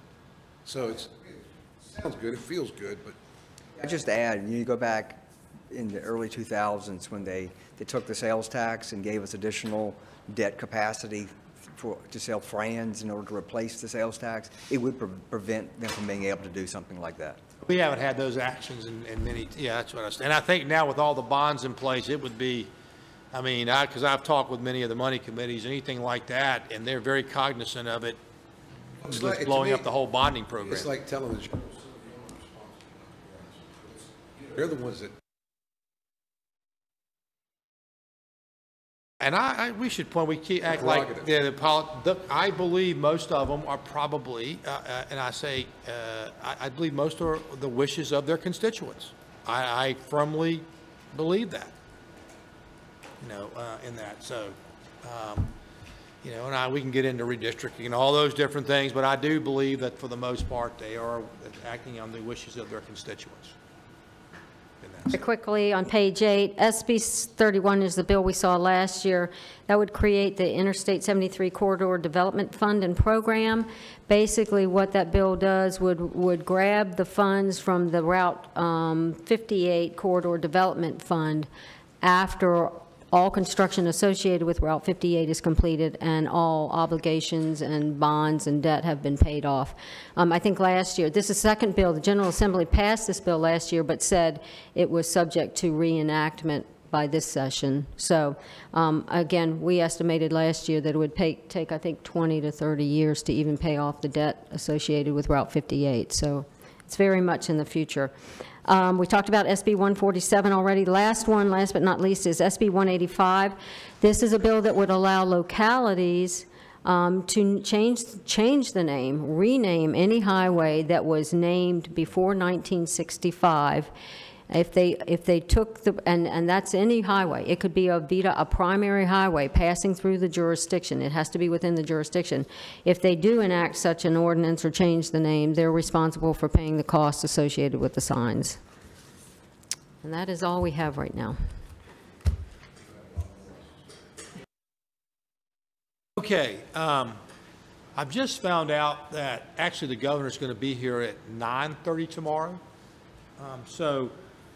What we could do is save our, I think all we have left on the agenda is our comments. That's correct. Yeah. That's correct. And I think we could do that at 9 a.m. Is that okay with you?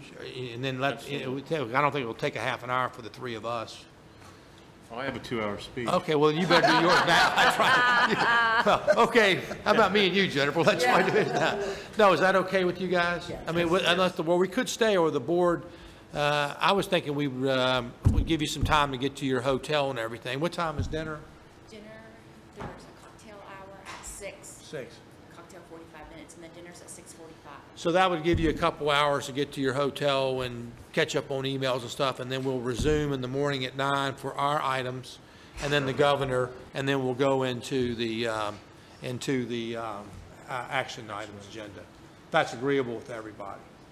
Okay, well, if that is, then I'm sorry? There's a shuttle at 5:45 Oh. from the hotel. Shuttle at 5. What hotel are they at? The Marriott right down here on Broad Street, the one we've been at the last couple. Okay, not the Marriott where I took Malvin one night and wasn't the right one. Yeah. He goes, "Where are we going?"